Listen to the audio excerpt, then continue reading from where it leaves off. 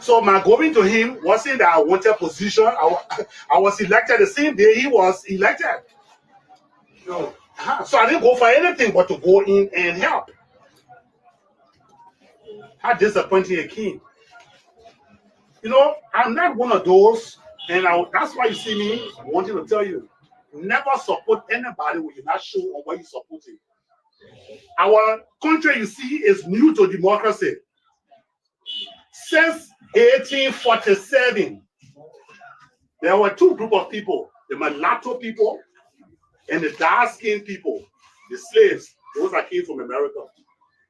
The mulatto people were those people who the slave masters, after they say our black girls there, were not human beings, black men not human beings.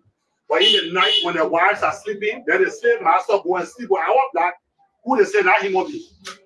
Then they impregnate them, and in the end, they born the children. They born the children, they get a white man's skin, mulatto. So during those days, it was wrong for a black man or dark-skinned black man to learn how to read and write. If you learn how to read and write, as a matter of fact, if you're craving to learn how to read and write, you will be hanged. You will be killed for wanting to learn how to read and write. But the only people that taught how to read and write were the mulattoes because their blood were in that particular child. So what they did, they taught them when the black slaves bringing the cotton bags, then the mulatto son or daughter would be writing how many cotton bags came today, who brought in all the tallying information. So that's how they were learning how to read and write. So when they freed them and they came to Liberia, they came to Sierra Leone, Shepherd Island, the mosquitoes there were killing them from malaria. The other group ran to Providence Island. The black that came with them were in majority, but the few mulattoes were the ones who what? Read and write. So the mulattoes formed their own political group because they could read and write. That had Joseph Jiggin Robert and Stephen Allen Benson, all of them, so mulattoes. Because the black man could not read. How the hell can he run country? How the hell can he write constitution? How in the world can he know what carving a flag is? So the real dark-skinned black man was called the cotton pickers, while the mulattoes were known as the prime boys. They were the ones that had IQ. So when they came to that bureau, they began to do the same thing. When the mulattoes were in power, until when he named E.J. Raw, Edwin J. Raw. Edwin J. Raw was the first dark-skinned black man to become president. And when he became president, the very mulattoes who have been ruling this country all those years got envious. How we sit down here and then other 1 year who come from nowhere from the cotton field, he can become president. That was the first military coup we had in this country. But they were not military, they were militias. Those militias ran after E.J. Raw, and how he was apprehended and he was killed. Then they wrote the book and say, E.J. Raw, the first money that Bureau borrowed, they borrowed from Great Britain. They said that money that E.J. Raw borrowed, he packed it in his pocket, and one ship was going somewhere, and he jumped in the water, he started swimming. You ever want to swim from shore to go to ship? Because the black man. So there was no democracy. The mulatto ruled until E.J. Raw. After E.J. Raw, the black skin, dark skin were in majority, and then they took their team, they formed the one party too. So they put the mulatto on one side. There has been no democracy. The first real democracy happened just here during our own generation when Ellen Johnson and George Weah reigned. Because when Samuel Doe came after they killed Toba, he and Jackson Doe said they were running for election. How can it be? I'm a man running against him. So there was no real democracy. We were born by that time. I know some of you were not born during that time. But I was there. I saw it. To rig that election. After Samuel Doe, there was Charles Taylor the election. My man, Charles Taylor had Greater Liberia. How you going to be hand Charles Taylor territory to go campaign? Then they said that free and fair election. But man, not no free and fair. All the people that were running were campaigning right in Moreover. Go behind Taylor line, go campaign. You see. They whip you with soda. So true democracy just starting. So we don't understand it. I'm giving you this illustration because I want you to understand where I'm coming from. We are not used to politics. We think we are, but we're just beginning because it's in our generation. That is why making sound decisions is so difficult. Many of us affiliate because we want to be seen as. Many of us become part because we just want to be seen as. Maybe the girl you running behind, she part of, the party, you wear the same t-shirt too. You're rubbing sure, then you look at, my girl, what you saying? But if you actually look at principles, what is the different manifest of Unity Party? What's the different manifest of CDC? What is the different manifest of other political parties that make you to want to be part? Nobody come and tell you. The government say rescue. We'll rescue you, we'll rescue you. Nobody tell you within 5 years, before I leave, this is what I must do for you. So you're not voting for anybody because of their principles. You only voting for them because of your affiliations. You chosen who to. But I want you to begin to change the concept. Listen to them, know what they are going to do. Don't care about who.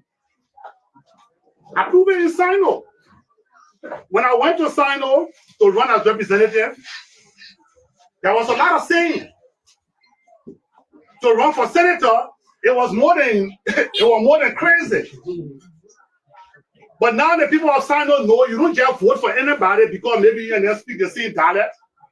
Or you don't just vote for anybody because the person is your family. Before that, what was being done in Sino. But over the short period of time, it has changed. You can be anyone. But as long as you have a manifesto that the people can see your actual work, then the people of Sino will vote for you. That is what happened there.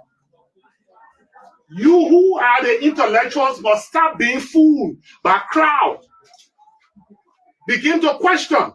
You voted for Weah. What did he do? That's what you should ask for. We voted for Boyka. What did he do? That's the kind of question you ask. How disappointed it was for me to leave Unity Party to join the CDC. I left the Unity Party being in power for all those years, or even though I wasn't with them. I joined them right after I left the central bank. That was 9 years ago or so. What? They were comfortable because Elian already ruled this country for 12 years.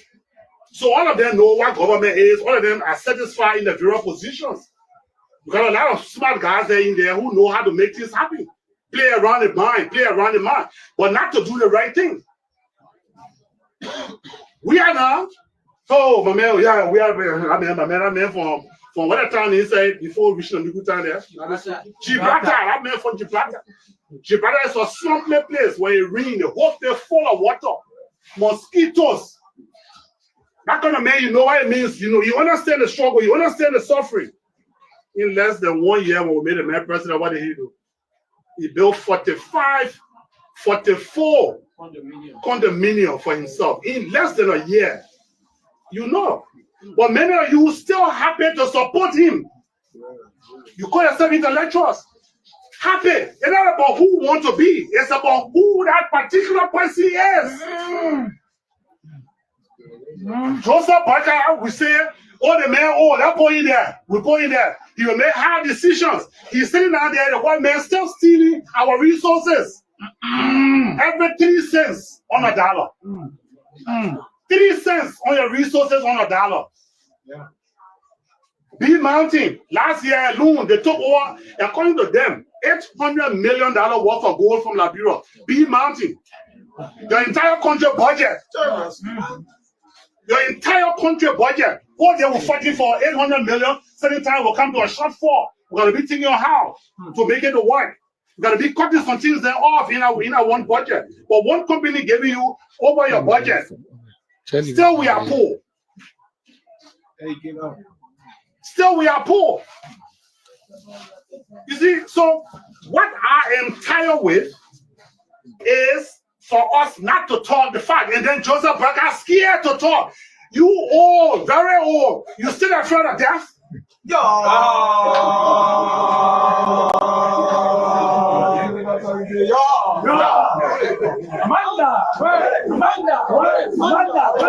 Peace, a lot of peace. Peace, a lot of peace.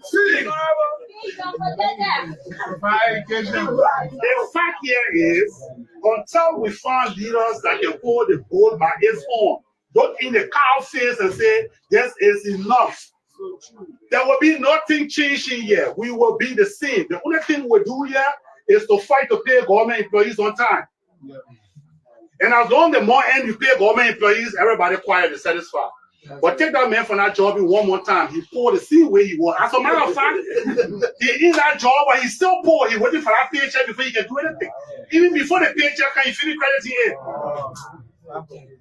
And we all pretend that things are okay. But you know, I like Liberians because I don't care how they're suffering. You always notice that they get a pride.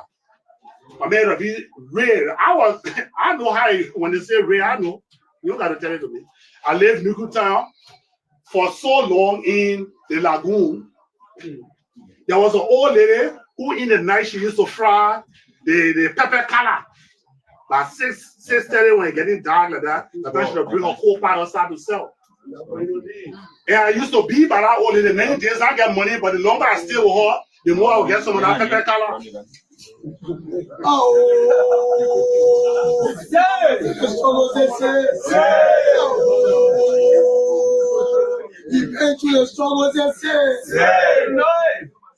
so as intellectuals, just stop making people fool us. It's time for us to tell them the fact, whether they like it or not. Whether they like it or not, your life will never change.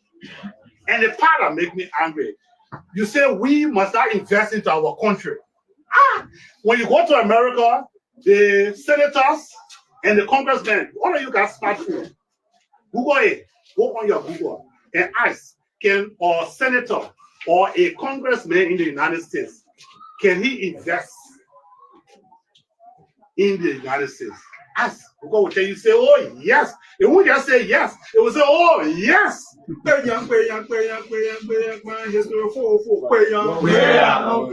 So why you come to make us to make law that we cannot invest, but then their millionaires are investing and making more money, but then they still keep you on. They're so wicked to the extent they keep you poor, then they keep us poor. Now, no donkey for here now. In one month. Maybe say my car will retire boss, I won't be able to face it again. I was senator for 9 years. Another one journalist called me that I came from out of the country last night. So soon I read my phone ring. I know him. My man, I'm a journalist. 8 days that. My man, Papa, my 2 children in high school, that's what I call you for. So I say, you see. I say, you calling me. I said, but you guys are journalists, but I don't hear you one day fighting, talking. The only thing you want to talk about is the senator did this. The other senator are fooling man. The other senator corrupt. The other one here, he was this. The other, I never say, journalism is something of research and fighting on behalf, finding all the facts. Our own facts is how to bring people down, how to bring leaders down, how to castigate. You say the salary will make, which is $6,500. You say it's too plenty. You get sense to say too plenty or not? How you look at me making $6,500 a month and you say it's too plenty? It's too plenty? When you know how many persons came to my door on a Saturday to ask for help, people that I've never seen in my life?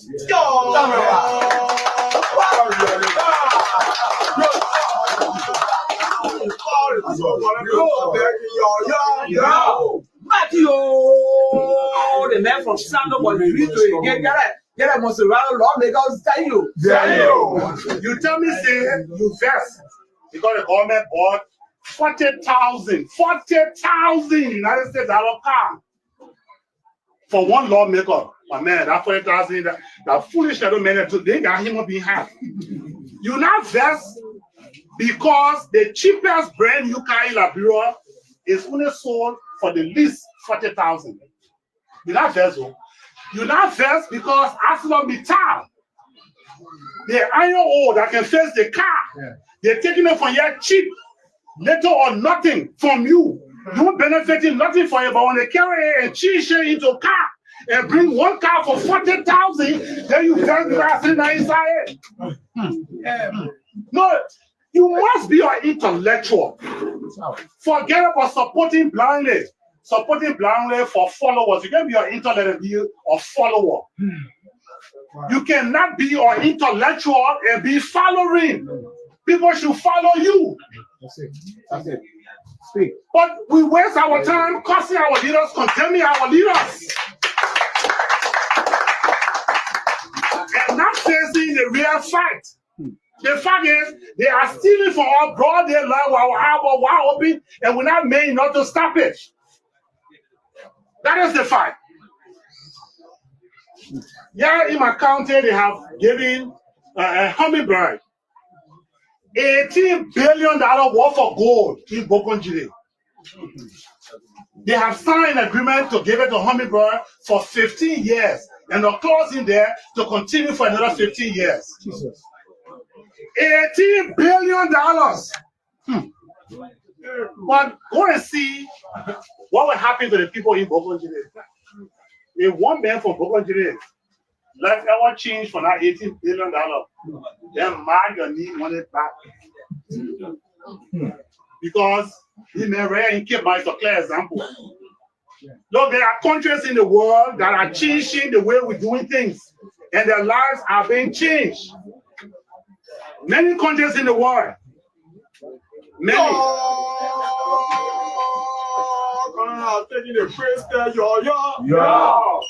They call it economic liberation. Vietnam have realized that they cannot continue doing the work. And it paralyzes me. We are the first republic in Africa. Our in Nigeria these few days, we want to go talk something to the latest people in Nigeria on what we can do to be able to have records on everybody here, statistics. And one of the guys said something, he said, even though Nigeria has been racing to one of the superpowers now in Africa, but we shouldn't forget that Liberia has been in the vanguard of the freedom of all African countries. Liberia has been in the vanguard to make sure that she fought for all countries that got their freedom in this country. As a matter of fact, we used to get our diplomatic book to those political fighters to try and camouflage yourself in the world so people can know that them. We were into everybody, but everybody has racing and we're still the same. The only people that were running competition with Africa and Sierra Leone.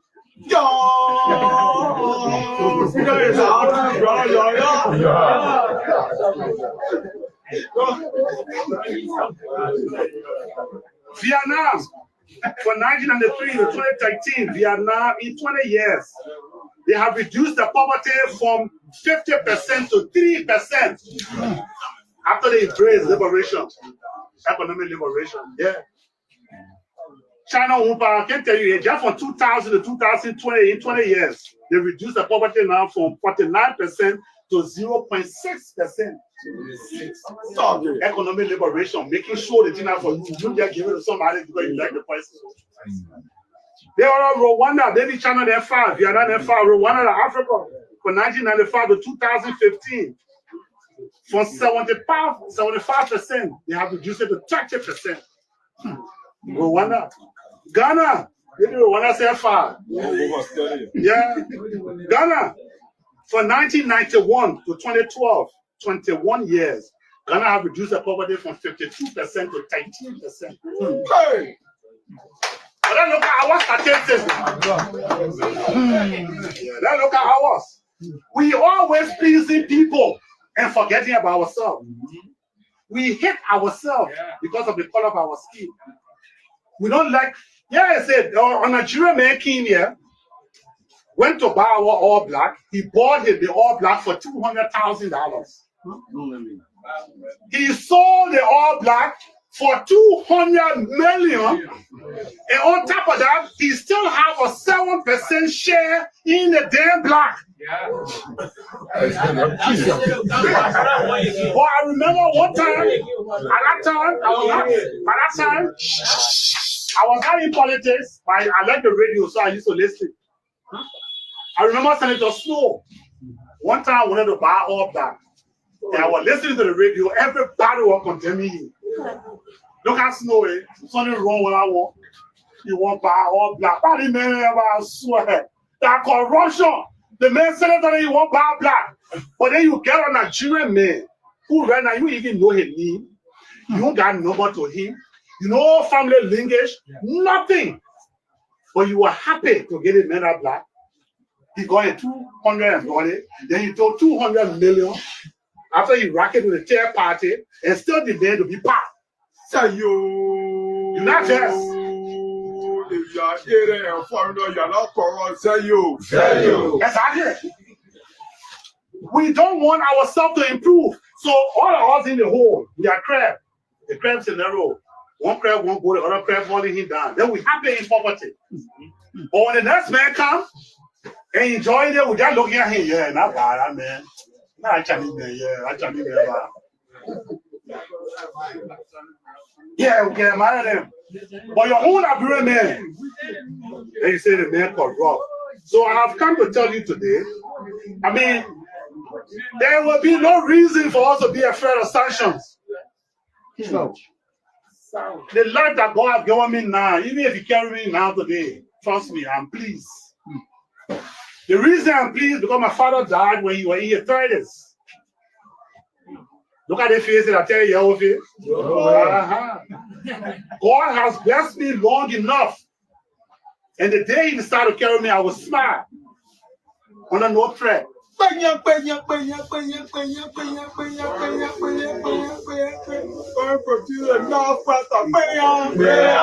tell you one story.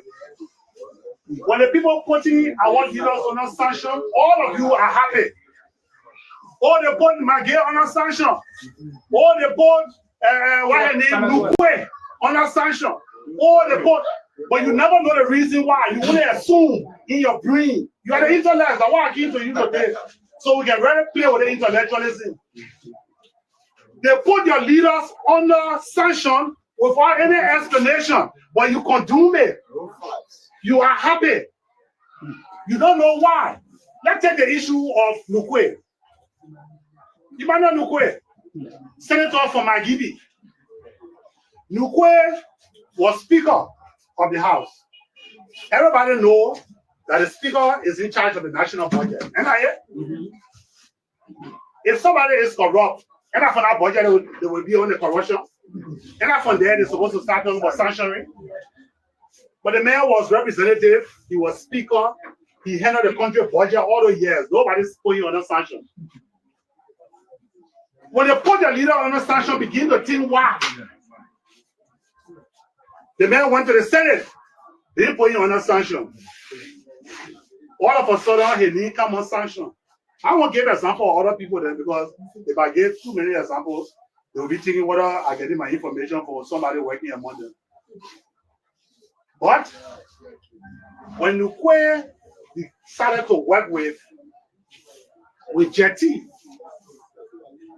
for them to establish a rubber production plant to transform rubber that Firestone has into something practical instead of putting chemical on it, acid water on it, and ship it. Jetty decided to do something different. All of a sudden, Lukwe is on sanction. But none of you here will ever question why a city senator is on a sanction. Because if it is based on corruption, the documents should be shown. You can't say somebody is bad and you can't prove. We just like the one that said that Bremen, we are gullible. Anything that comes, we just grab it, hold it. We don't question. We don't look behind. Somebody can say, don't get a roll. Oh, of course I made a roll. You want to ask the person, why you think he's a roll?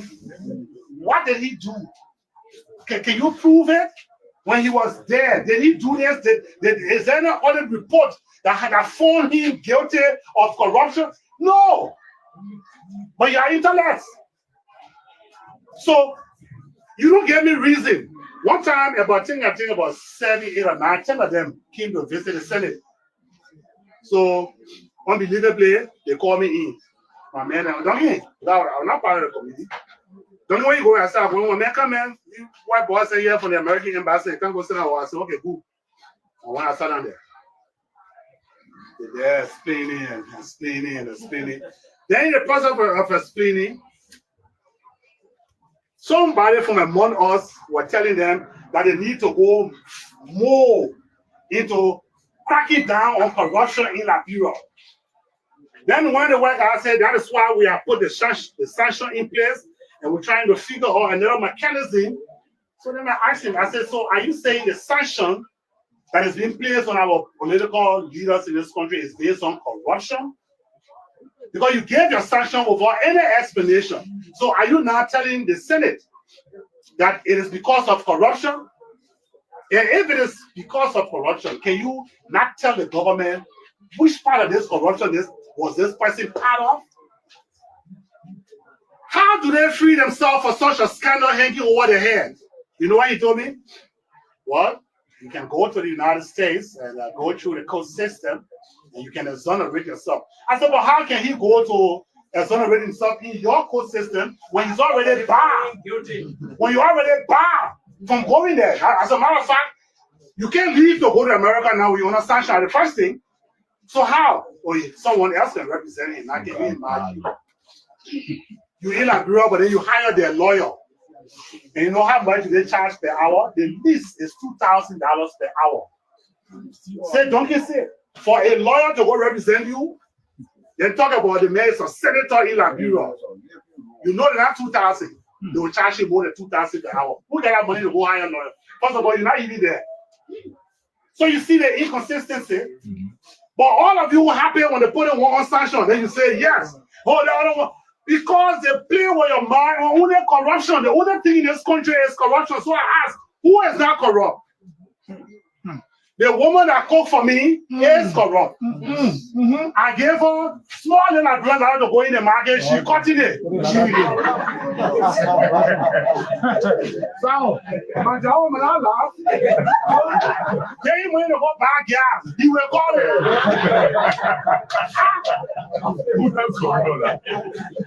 Human being by nature is corrupt. The only thing we do is how to minimize it. That's political science 101.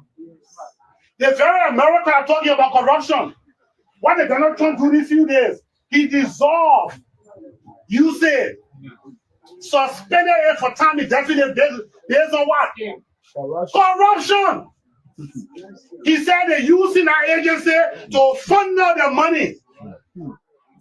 To funnel billions and billions of dollars. How can we know that these strategies the boys are doing is to keep all of us poor? For elected official down to the old lady who can't even wake up in the morning straight to eat. We must be careful. While they're still under our sword, stealing away from us. And then Joseph Brecker is doing no. So he still sell our resources. We are with the energy he had. I'm so disappointed in him with the fact of knowing. After passing through hard times, you are intellect. What do you give from? You lying. Now one man came from America, so he know what society. Yeah, so gentlemen, let me just say thank you. There's so much to talk about. So much to talk about. What? This is just something that I want to tease your brain on. So when you go home and you lie by yourself, you can reflect. If you see any party there that you think I lie, it will not be my first time coming to you. When I come back, have the statistics and tell me say COD, that when you talk about I believe it, I lie. Then I can prove it to you. But I'm telling you, as long as we continue to follow the same road, our lives will never change. Look at the so-called forests. When they say they're conserving the forest, the other service, the other forest, a national park, the other one, that the Sabo National Park. I went there this few days, but people thank you for voting me. That national park has been keeping there for the time Ellen Johnson was here. Go to the national park, nothing changed. The roads still muddy. The path to go in there, they're walking. The people who own their park still living in the same mud houses. As a matter of fact, where they used to make a farm was maybe 45-minute walk from the village. But now, nobody dare go in the park to cut bush again, so they're walking 2 hours to go far away from that park. And who they park for? Have you asked yourself, what are we benefiting from our national park? What for? When they have cut all their trees down, building the country, then they tell us, when I cut ours down. Yeah. As a matter of fact, another one, he said, I think within in the next 50 years, the roads will be paved. In the next, yes. If Allah, God should never bless me. The conversation, he slept in my house in Sino. He slept in my house in Sino. Because there was no good hotel there. So they asked me, I went there. He slept in my house and having conversation on my dining table. He told me what they're thinking, that maybe in the next 50 years. Can you imagine? Sorry. Anyway, so gentlemen, thank you very much for giving me the opportunity.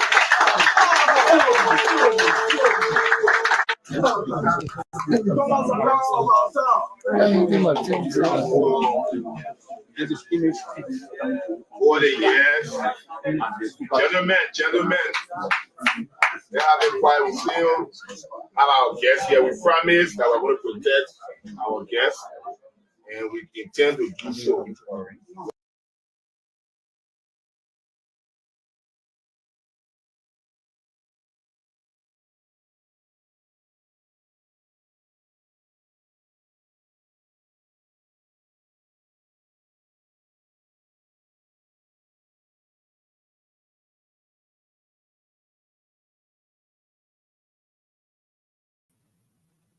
Sorry about that.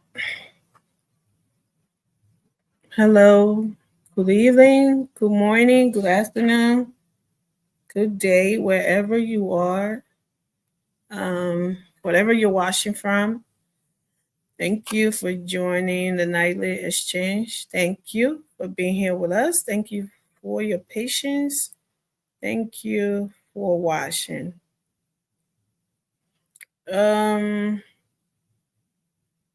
Yeah. I thought I'd show you a video of, I always try to explain myself when I play my video. For they're sending to, he said a lot of, things that make sense. So I wanted us to all watch it and, take something from it. And everything might not have been, I agree with a lot of things he said. It's just one thing that I didn't agree with. And I'm pretty sure a lot of you had your own disagreement and some things that you saw, necessary too.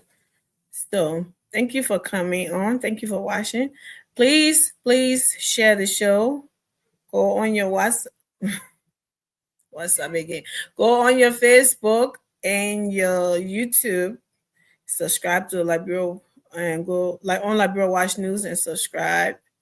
Like, share, and comment on the show. Please do so. And we will appreciate you. And come back here. Let's talk Liberia. The good, the bad, and ugly about Liberia. Yes, so we have a few things to say today. Well, while I wait for the guys, let's start with that video we were just watching. I think I agree with the senator about, the West controlling, still controlling us in such a way that it's not fair. We should be taking, our own country matters in our own hands now. But how can we do that, right? When everyone are not together.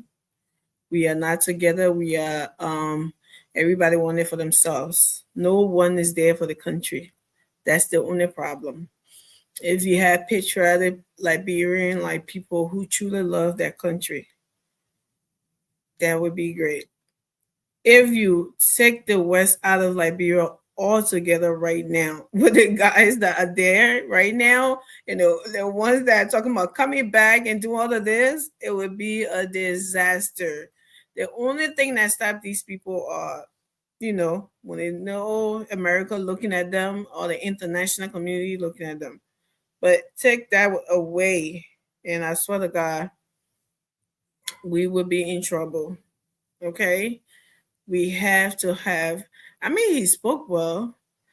That's the thing. Most of these people come and then they speak. We like it. We agree. But then when you give them the chance, it's something else. I don't know. But yeah, there was a lot of things. The only thing I don't know if he was right about people getting sanctioned, and they don't explain to you why these people get sanctioned. They don't, for no reason, which is not true. They sanction them. They tell you why they sanction them. If they should be the one doing it or they are fair in doing it because they're not doing it to people in the West, that's another topic for another day. But to say they do it and not tell you anything, I don't agree with that. I don't think the senator was,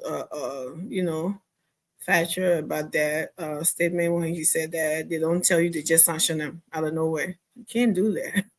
You can't just go and sanction somebody, especially government officials, without saying anything, without explaining why they were sanctioned. The people he was naming, talking about Nukwe and McGill, they stated why they were sanctioned. They stated every reason why they sanctioned them. You may agree with it, you may disagree. That's another one to another topic, but you cannot say they didn't say anything at all when they sanctioned them, which is not, I don't believe that is true. Why I agree with other things that he said about, companies in the countries making billions of dollars and, doing whatever they want and getting away with it and all of that. I do agree. And those are things that we always been pointing out. Now, he also said something about their salary that people are saying they make $6,000 and it's too much. And he said, how many people comes to my door? How many people come to my door every time? And this has been a lot of, a lot of senators or lawmakers defend, right? When you talk about that salary issue, which sometimes it makes sense, because if they're trying to please that constituent, because if you try to tell these people that, oh, you don't have it and this, that, and because you have to feed your family, you have to do this and do what you need to do in the legislature to have them, to have a better life or a better community or whatever. They don't see that. They will call you mean. He's mean. When they want people to vote for them, they come. But then when you go there, oh, my child died, or my child was sick, and the senator didn't do anything. Like, it's all about themselves, individuals. So why we are bashing these people as well, the people that voted for them, or like constituents in their districts and everything, they need to stop doing the things they do as well. If you want these people to cut their salaries, like we always talk about, they're giving us reason why. The thing is, it's not enough. So maybe we ourselves, we need to look at ourselves before we call on those people to, to do the right thing. We ourselves need to do the right thing, and then we call on them to do so. But I know it can be hard, but then again, I don't know what to tell you. So that's why I always advocate about it too much, benefits. Like the amount of gas slips, the amount of gas they're giving them on that gas slips. When all of them are renting Monrovia, they just go to their counties like once in a while. That's too many gas. And paying their workers in their homes, not their offices, but their homes, that is unnecessary. That's what you're getting paid. That's what you're getting a salary. Your home is your personal business, not the Liberian people business. whatever's going on in that office is what needs to be taken care of. So I would think those things too, from those areas, from those point, like personal staffs and cook and this, that, and some of the lawmakers, you see, they have their wives and on their payroll as their personal staff. I mean, the chef and all of that. So I don't think it's necessary to have those people, on payroll, on the government payroll. There, that's the waste that they should get rid of. But other than that, we're in trouble. These are the people that make the laws on how much they should get paid. And they're telling you why they can't get paid that amount. They shouldn't drop that pay because of what we always talk about. People, the Liberian people, going to them asking for assistance and stuff like that. Not assistance for the community as a whole, but assist the individually. So you imagine how many people you have living in that district. Let's be fair. If everybody going for their own individual business, not everybody, but most of them that know them, that have ties with them, going for their own personal business all the time, how much would this man have to take home to his family, to take home for his well-being? So sometimes, should we say we encourage these people to be corrupt too, and then we bash them? I think we do, because as people, if we doing it, and then if they are worrying about, they're not like the others, and they're worrying about re-election, they want to be on the good side of the people, they would take whatever they can take and look good to you, give you the little crumbs and say they're doing something for you because that's what you vote for, a little 20, 25 here and there. And it shouldn't be like that. Like he said, vote on the substance, vote for what the person is about, what they would do, not to just bring you money or whatever, or the person have a tainted character and you still go and vote for them. That shouldn't be the case at all. So while I wait for the guys, I want to play a little video of President. There was a little breaking news this evening that President George Weah, former President George Weah house was on fire. His 9th Street mansion was on fire, but thank God, I think everything is okay now. It was taken care of and everything is under control. There was no one hurt. We bless God for that. And we don't know the cause of the fire yet. Fire services were there on time, and it took care of business. Wish and hope they can be there for everybody like that. This life is not, I don't know, should I say not fair in Liberia or whatsoever, because if that was an innocent person, common person house, it would have been in flame by now, all the way on the floor, down to the floor. And I mean, I'm not saying President Weah house should get burned. I'm only talking about the urgency that they use when it comes to the, big people and the way they behave when it comes to our people, the people who give them these power that make them big. It's not fair, right? So we'll play a video from Spoon TV, who was there this evening. So our sisterly channel Spoon with the fire truck. When the fire truck went in and took care of business. Let me show you that video while I wait for everyone else to come.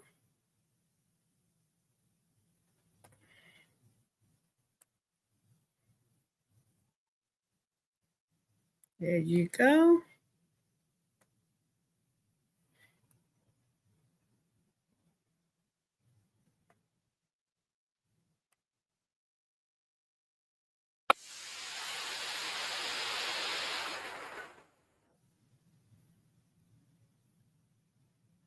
Got it. Up here. There you go. Let me see. Let me take this thing from there. Yeah.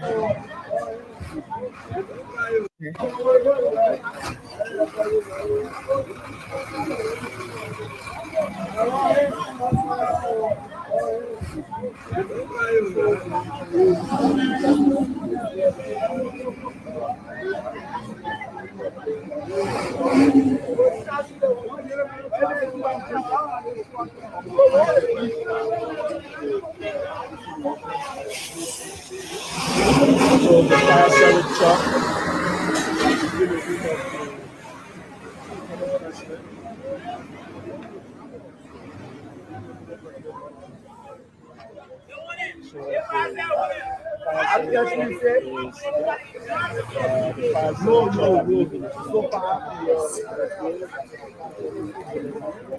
Well, the ambulance rescue, the other officials of government who also came here.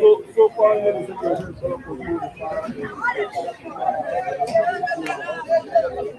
But hearing the news of a fire incident, he immediately rushed on the scene to ascertain what exactly was ongoing. So welcome to the media. Thank you very much. What exactly did you see at the residence? No, we were notified of a fire incident in the bedroom of His Excellency President Weah. And this is very concerning. And it seems to be, so we are actually trying to find out exactly what's happening, but it's very, very scary. Very, very scary. So what would be the next course of action given this? So we're trying to preliminarily understand exactly what happened, but this is very concerning because it's the bedroom of the former president. The fire impact of the fire. the impact. What the fire? Yeah, there seems to be massive destruction of the bedroom. Is the former president safe? He's safe. He's safe. Yeah. Okay. So what did the fire service tell you? After No, I've not spoken to the fire service, so we'll get back to you. I've lived for 40 years before realizing there are so many life hacks. First,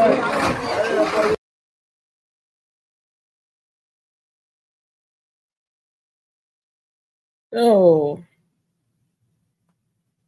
there you have it, the bedroom of the house. Oh, boy.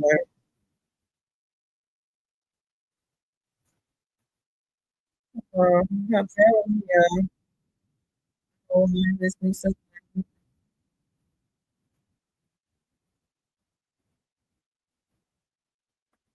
Oh,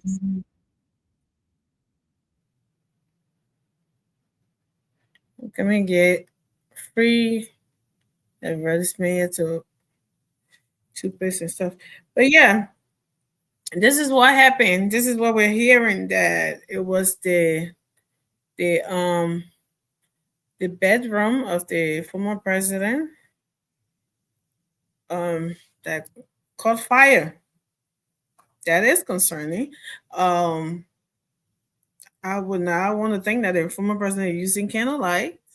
The LEC is constant in the country now, and even if LEC is not there, President, we always have a generator. So unless something else, we don't know what's going on, but we hope to find out, to get the news, to get the reason or whatever happened, the cause of that fire, and hope it was a natural or something that happened. But welcome, Alice. Thank you so much, Amen. Thank you, I appreciate it.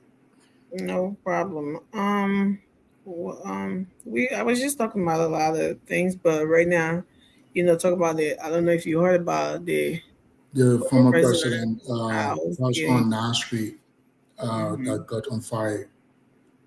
So the thing is, it's so scary, and a man who have all the security. So this is not strange. I mean, it happened when he was president, at his residence in rehab, where someone went in and stole some television and other stuff on his house. So, and now on 9th Street, this is about fire. So is this something within his cycle? That's the question. It's something that need to be checked out. the investigation come out, because he's a former president. We still respect him no matter what, but he need to be very careful with his cycle. Honestly, he need to be careful with his cycle. It's happened to his former resident within rehab. That was not fired. That was a theft. Now we're discussing about. Oh yeah, when they said it, I don't know. People were making jokes that they saw the TV off the wall. Yes, that was a real thing. Yes. So imagine security there. How the person enter and store the stuff. Yeah, that didn't sit right with me either. I thought I was just because if the people who have the maximum security in the country, like everybody else don't matter. So if they can go to your house to see, then what are we? What do we have in the country? And that was when he was telling everybody to have CCTV for protection. Like he couldn't protect them. Everybody should get ourselves CCTV and stuff. So yeah, but nevertheless, fire is a dangerous thing. I don't know who's playing with fire. If their mama didn't tell them that fire could burn them, if somebody try to pull a stunt, because you never know. You can never put anything past Liberian people in the politics, right? To try to make somebody look bad, to try to, look for attention, to try to, there are a lot of things been going on since the whole, MCC compacts thing and stuff, and coming in the country yesterday, the stung that they pulled. I know I'm not trying to accuse anybody, but I can't put anything past anybody at this point, right? There is so much nonsense going on in our country for politics to look good, for that political leader to look good, for parties to look good, looking for attention and try to get attention away from good things happening. It's a lot that's going on, and that we need to be something. And these things could maybe, if it was a stunt that they were trying to pull in just to look for their attention, that's why they made sure he was not there. So, he wasn't there, and so they pulled that stunt. So, I mean, who knows? Because nothing happened to the house. We've seen the building. Let me find another. Nothing really happened to the house. Nothing happened to the house. So, I mean, was this an attention-seeking stunt? Some journalists, reporters, most guys who are just journalists, the way they report things since that it was so bad, but the footage shows that there was nothing bad really happening at the house. They always try to make things like big, huge, because they're looking for, I don't know what news, but yeah, it really doesn't look bad at all from what I've seen so far in the footages that I seen in that video that I just showed you. You seen it coming out of the fence. If it was bad, that fire truck would not go into the fence. The fire truck. We'll see how Carlos Gray were there at night. Right. Come on, representative for District Number 8. So we had fire. Got there. The fire service were there. Yeah. What is the NSA boss house? What, last week or this weekend? Yes. Yes. Then next thing we having this happen. It's concerning, I'm thinking it's scary, though. Very scary. I'm thinking this is the stunt. This is the attention seeking something. I don't know, but we'll see. Hopefully. The thing is, I believe something not right, trying to tarnish the image of this present government that is in power. That international might see them to be different. So they're trying to do a lot of things to draw attention to people. But nevertheless, this government is in power, still doing what they can do the best, and not really paying attention. It's not like they don't pay attention, but they focus on what they need to do or what's the best priorities they need to put up first. So that's what really, getting those people mad. But anyway, Amy, I'm going to just come back in like 5 minutes about to join in the prayer, and then I will just join. I'm going to be at the back. You can just put me at the back. Okay. Okay. So yes, guys. So I'm wondering what is going on here, and let's hope and pray that this is not something that anyone would be using to seek attention, because this is not how you do it. This is dangerous. This is playing with fire, and it is something that is deadly. And we hope that's not what's going on here. Yeah. And like I said, was it this weekend? The NSA bus house got a fire as well. And now we're seeing this. What is going on? But the good thing about it is that, I don't know, it's a good thing, but then again, is the fire trucks were right there and available to quench the fire. As always, we saw Speaker from the Kofa House got a fire, and then the fire trucks were there. Fire trucks from every angle was there to quench that fire as well. And but it's the ordinary people always are the one from day one, are the one who always suffer these things, right? When a person's house catches fire, the next thing we know, it will go down in flame and in ashes, and sometimes lives get lost, But these big people, people are always there to their rescue. I mean, sometimes when it's happening to innocent people, I don't know, because sometimes because of the community being so jammed up, everywhere being blocked and no ways for fire trucks to get through. I don't know what the situation is in there, but it's terrible, and I think they need to do something about that. Welcome, Morris. How you doing, Amy? I'm blessed, God. How are you? I was just talking about the incident, the fire at the former president's house, 9th Street Mansion, and bless God, nothing happened. Everything is under control. It didn't look like anything bad. Nothing, no one got hurt. Bless God for that. But yeah. So let me see. I had a video up here. Oh God, I think I removed it because it was saying something else. Let me see. But yeah, guys, welcome, Judge. What do you think about this, Morris? Well, I mean, this is a usual abnormal thing, that always happen. It's not the first time. It happens everywhere. That's what I say. It's abnormal, usual thing.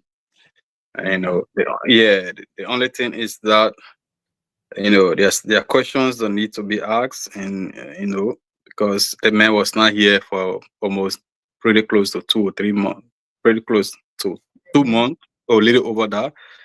The years go by in the country, and this thing happened. Then I listened to the chairman. It happened in his bedroom. The fire started from his bedroom.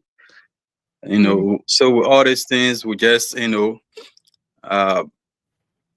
make you to ask more questions. Needed more questions and more answers to these questions. But other than that, fire can catch anywhere.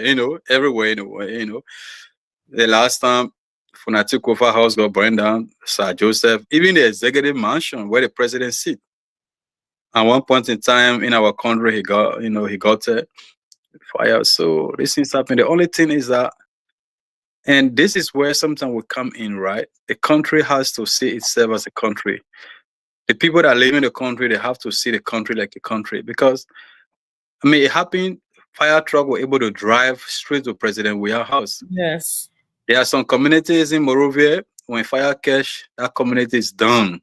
The whole community coming down, yep. The whole community coming down because car can't even go there before I talk about fire truck.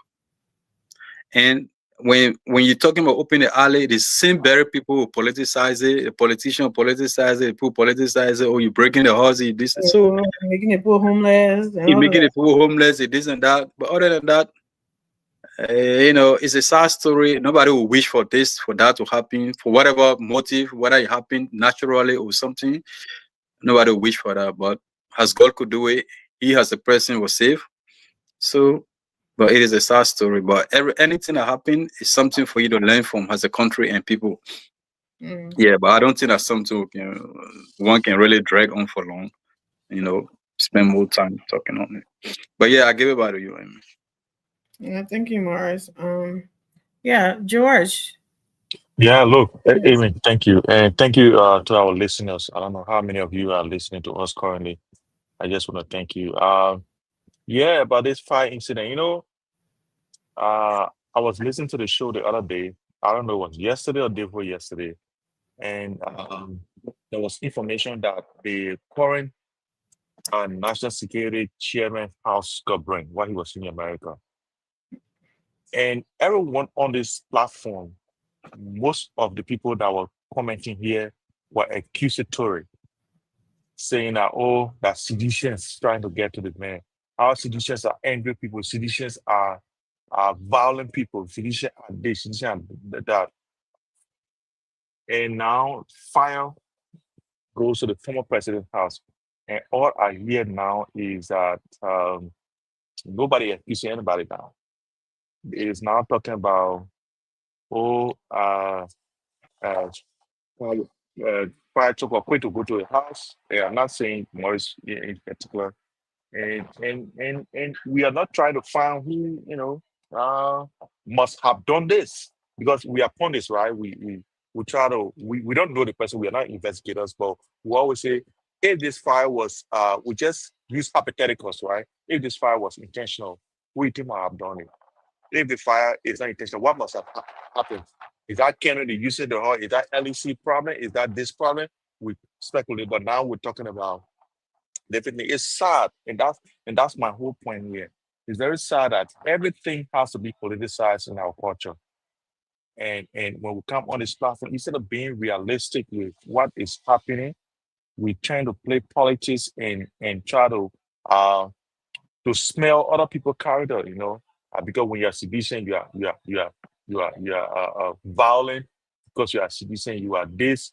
People demean people because of their political affiliation. For me, this is very sad, and it is not just in Liberia, because I know that even in America, people who support Trump, people see them as wayward. People see them as maybe Ku Klux Klan people or whatever people do, and it's in our country, and our country is just bad off. That when you are on citizen or you support CDC, it's like you don't have a life. It's like you are less of a person, less of a human. For me, it's very sad. And we need to desist from this kind of behavior, because it's not going to do us well. Because guess what?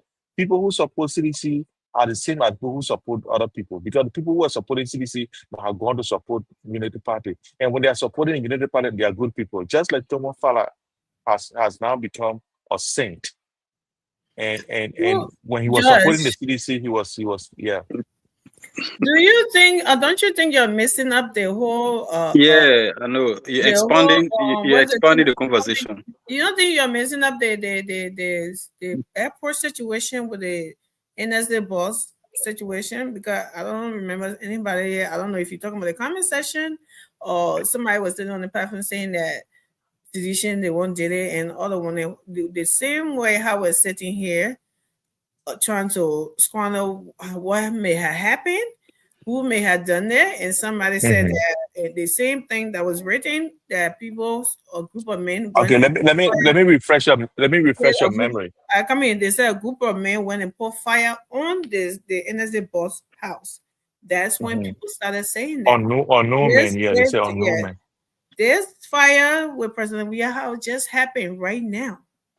Yeah, and I was listening when it happened. Yeah, it was. So how then can we compare the same to say when no one has said anything like that, and we're comparing the same? And right now, with me, we were just talking, me and Alex, before Alex went off. We were just saying it. I said if someone, and others were just talking about looking at his cycle doing the one because it happened before I hit 9th Street when he was president and this and that, and we're talking about the mansion and we're talking about fire. Why should why would somebody want to pull something and why would it start from his bedroom? It's concerning. We said all of that here.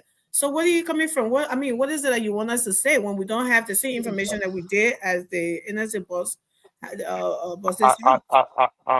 don't want you to say a specific thing. What I'm trying to say is that maybe just to refresh your memory is that Zizi said, and one of your panelists came out and said there was a journalist whose house got burned, and he said it was the CDC people, and he ended up working for President Weah. And he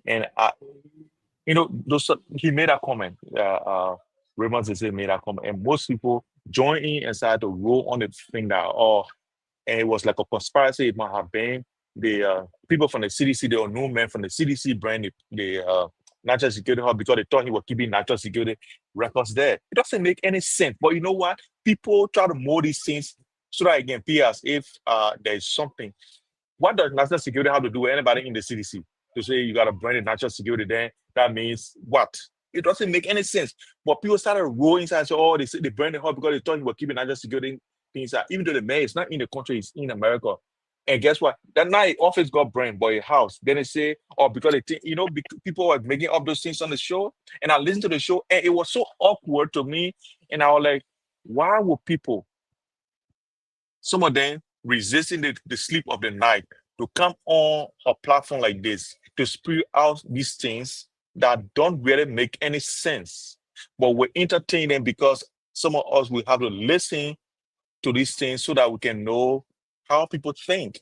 But Amy, sometimes when those things come up as the moderator, sometimes you need to shut them down, because if something does not make any sense, it does not make any sense. You don't need to be a scientist to find out that this thing does not make any sense. When somebody say they thought he was keeping national security in your house, that's why they want to burn the house down.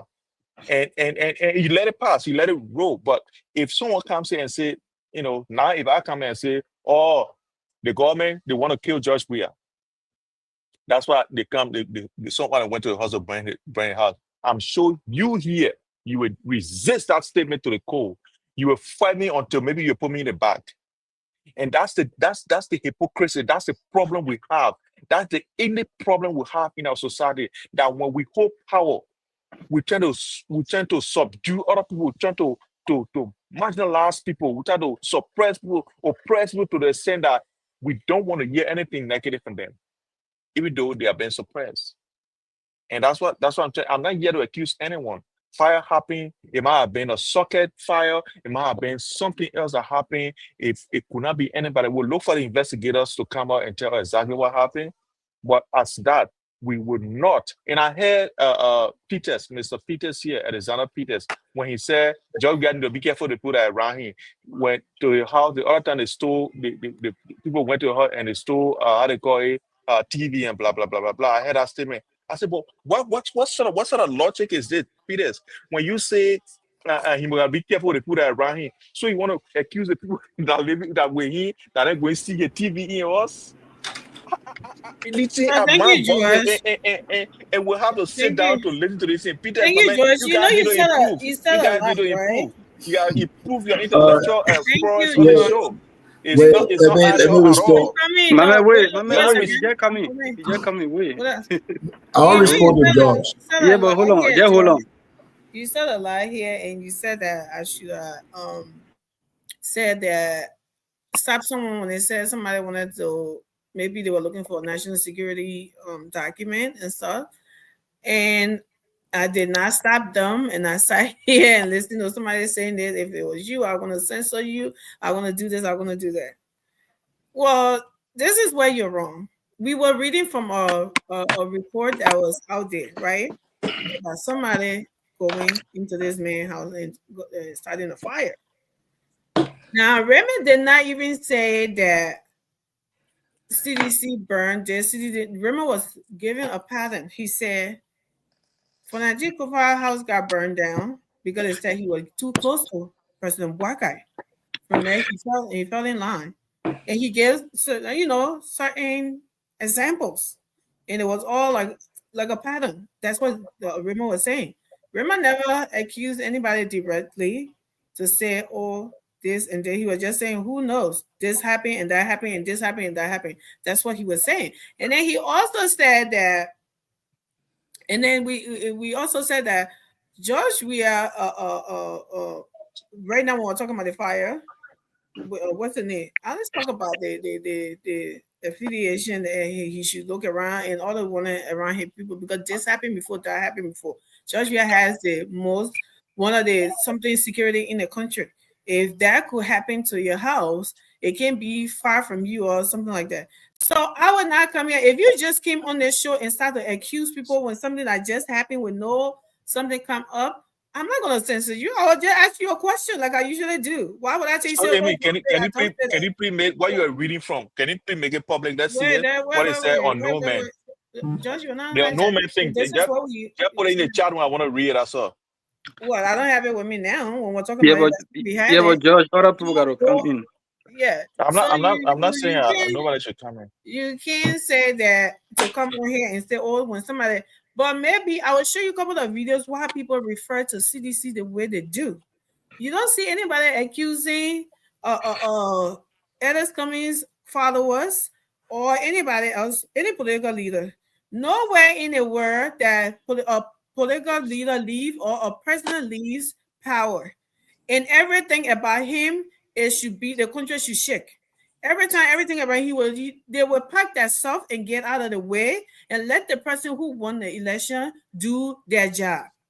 There is no way where what president we are going to the country he doesn't announce for the whole United Party and the whole government to come meet him to the airport.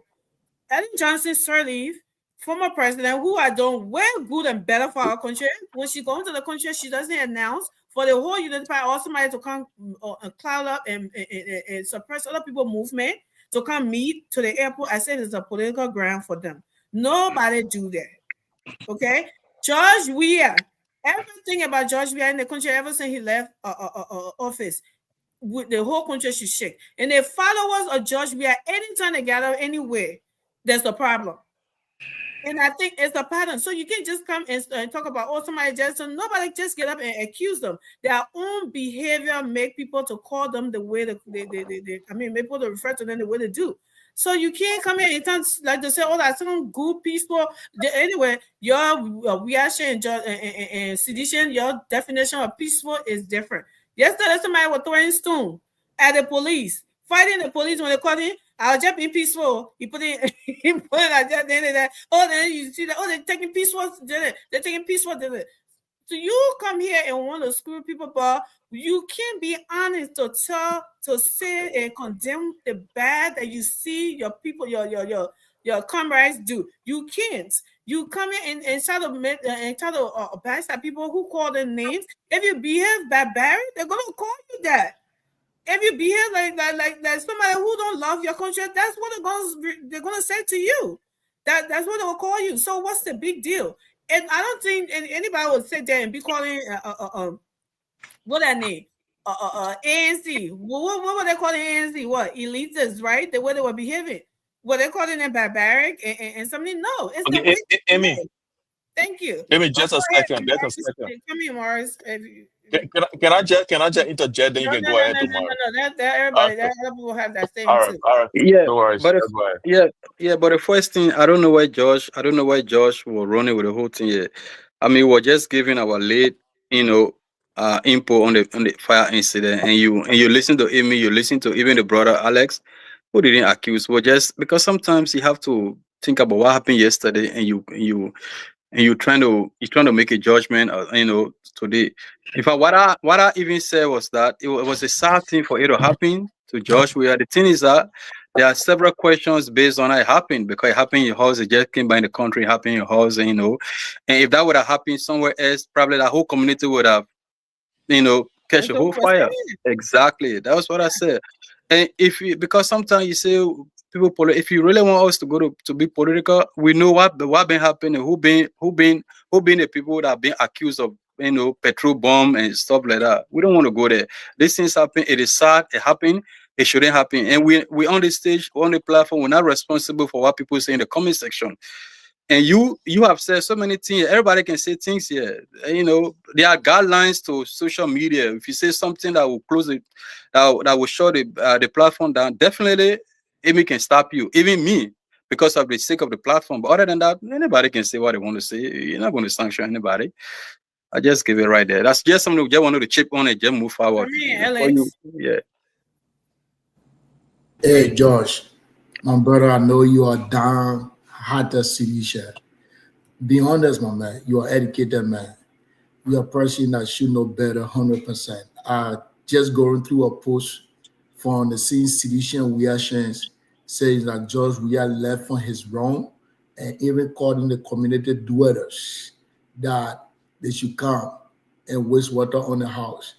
They were doing it before the fire service returned. Where? You know, when Sidicians posting some stuff, explaining some things, and logically, they think that people who read those things not know how to analyze well. My brother, from my statement I make, if you can recall, right on Rehab, his house to where he was residing when he was president, he had all the security, police, AFL, everybody was manning him. But yet instead, someone went and stole a television from in there.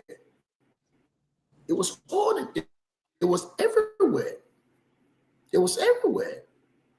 Someone stole a television. How did that person enter his house? So if I'm saying that you need to check his surroundings, it's not a bad thing. I'm not saying something bad. Sometimes, brother, around your surrounding, people may smile at you, but they don't like you. It's not everybody agree with you. You just arrive. Do you think that everybody, the thing is, do you think that everybody like the way George react? Even he can be in a party, not everybody like the way he move.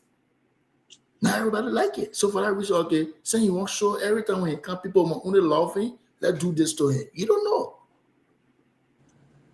So the only thing my advice is nobody happy, but he need to check his surrounding. He got to be very careful.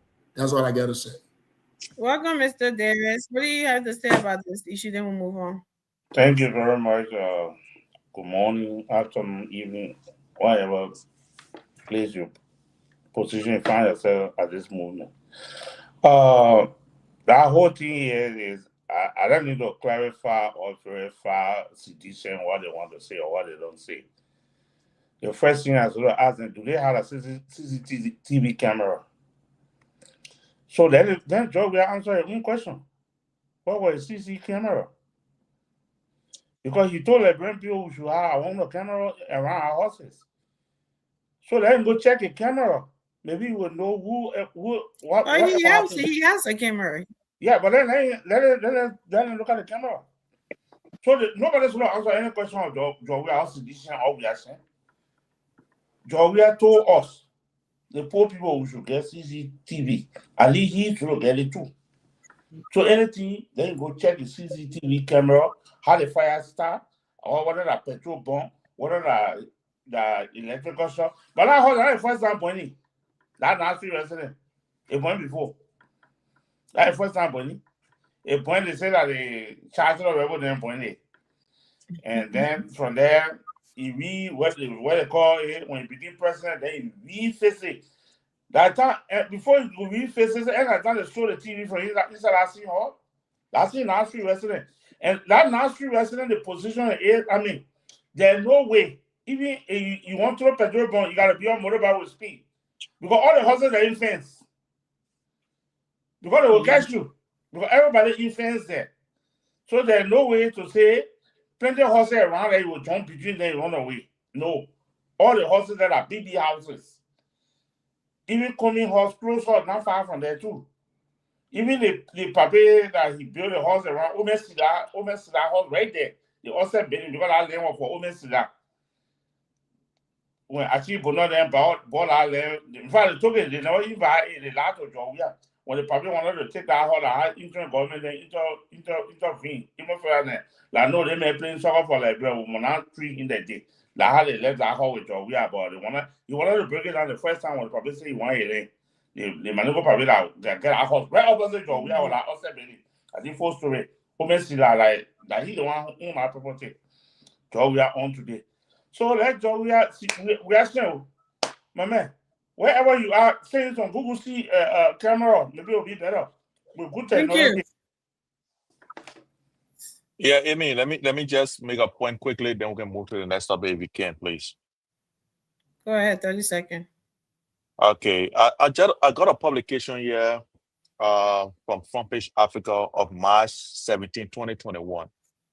It reads, Election Commission headquarters attacked with petrol bomb.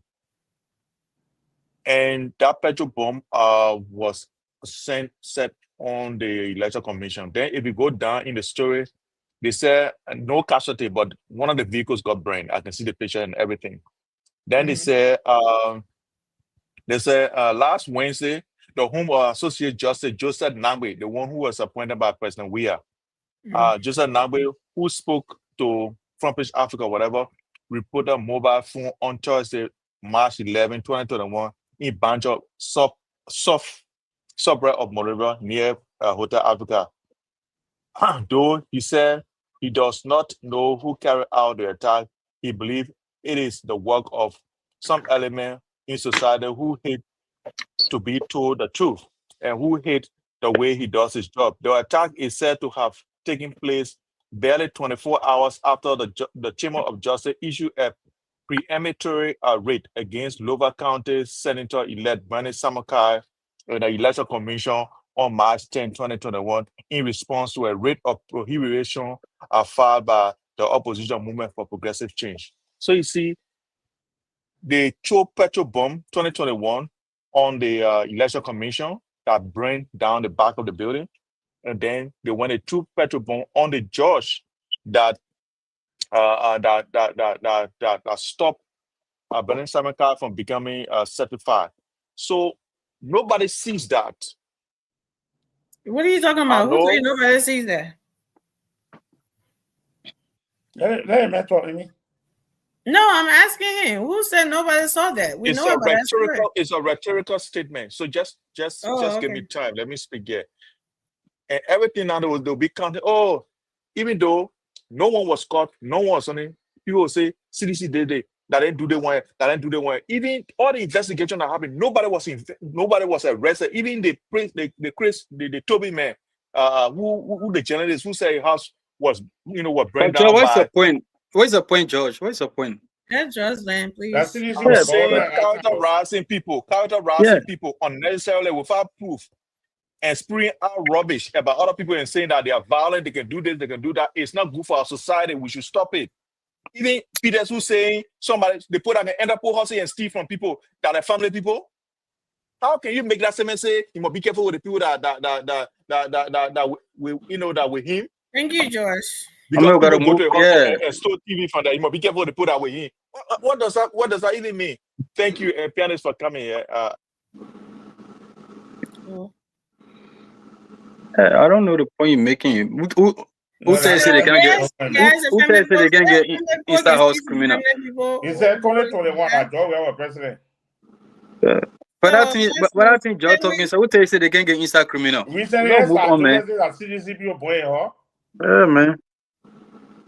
So first we wanna let me see what else we got here to move on with. Today I seen the news on the former rebel. What should we call her? Oh, Damo. Yeah. Yeah, that's former rebel or something. Rebel. Who was deported? Yes. On the 5th of September. Right. So let me see. Oh, I hope I can read this. Is a former Liberia rebel commander, Mayama Sise, also known as Black Diamond, has been deported from the United States to Liberia after 11 years. She entered the U.S. in 2014, my son's birthday, on a visitor visa and later married a U.S. citizen, applying for permanent residency in 2015. However, during her immigration interview, she denied any involvement in Liberia Civil War or her role as Black Diamond. U.S. authority later found out that she did lie about her past. Cecil was a commander in LUR, all-female unit. The women authority commanders and was accused of recruiting and using child soldiers. She was also reportedly engaged in frontline combat and known for her aggressive battlefield leadership. Due to her background and false statement during the immigration process, an immigration judge ordered her removal in 2022. The decision was upheld on appeal and she was deported on September of 2025. I just sent you something, Amy, from the USCIS page itself. Concerning about that. Yeah, so this lady, are we writing out people now, Liberian people, or the U.S. government doing digging now on behind Africans when they're doing this thing because they know that there's a lot of misleading statements and stuff? I mean, let's talk about it. How did this sister get figured out? Someone had to tell, right? Investigation and everything. Or do you think the U.S. went back home to dig up on her past, or what do you think happened here? Let's start from you. Eric, welcome. And let's start from you since you haven't said anything here. Thank you. Well, the the U.S. policy is great. You do not lie on your interest to the U.S. The good thing about it is that I assume almost all of us here were not born here. We came here at one point or the other. If you were a kid, you wouldn't understand what I'm about to say. But if you were an adult and you came to the U.S., you filled out a form. On that form, they ask you, did you participate in any warring activity? Did you fight? Did you do this? Did you do that? All of those things that you write, those are information that the U.S. government sees. You know, when I went to the embassy in 2023, the counselor there told me, she said, Eric, here we keep information. Whatever you say to us here, even if it takes 500 years, everything, everything that you fill out in that form to present, we have it here. And these are things that we ask a question about.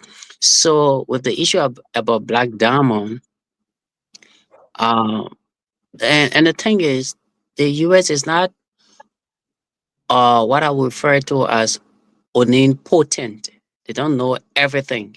Yeah. So what you say to them is what they will accept.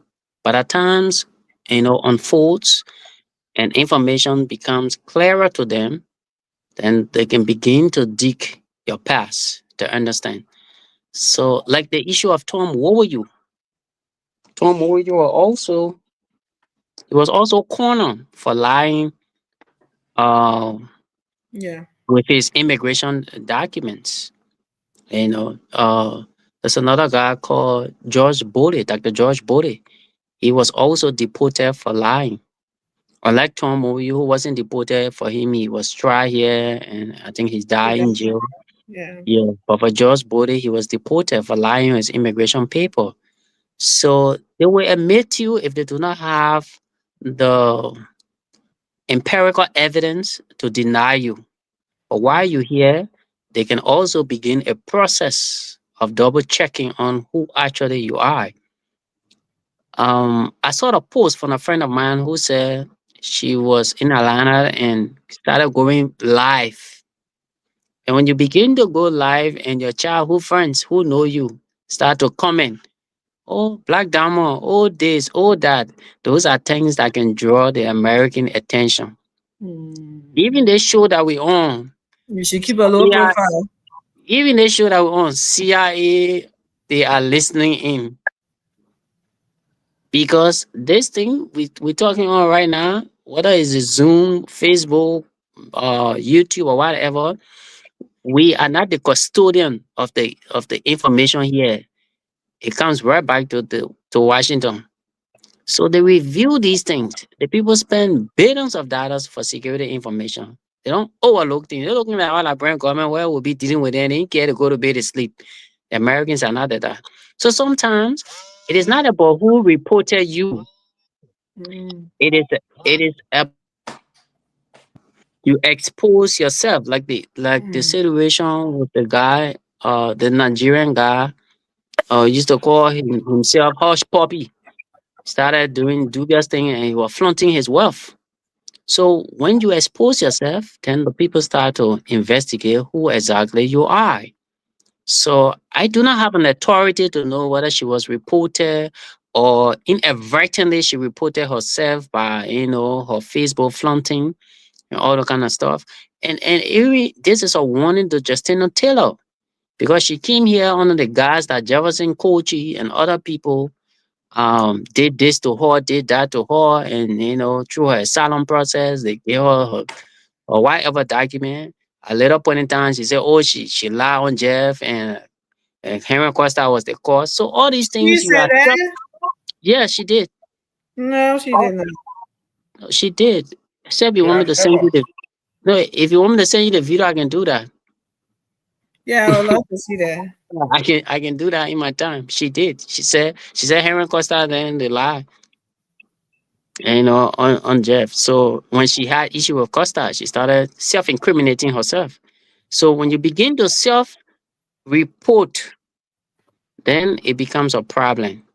Thank So, you. but the good thing is she's out of the US. She's right now in Liberia. But again, she has to be accepted in the Liberian society. She has to go through psychosocial counseling, because there's a woman who fought serious war in our country. She's traumatized right now. And a Liberian that is deported. Even if you're a millionaire, when you're deported, you become traumatized. You need psychosocial counseling. And if that is not done, she's going to add to the already unbearable number of Zogos that we have in our country that will continue to terrorize our people. And there are unforeseen circumstances in our economy. Thank you. Mr. Davis. Yeah, the U.S. gets certain way to grab these people. They're not only America they can grab them, even Liberia being grabbing them. When you're notorious, when they want to grab you for investigation, they will grab you. When they lay hand on you, they will grab you.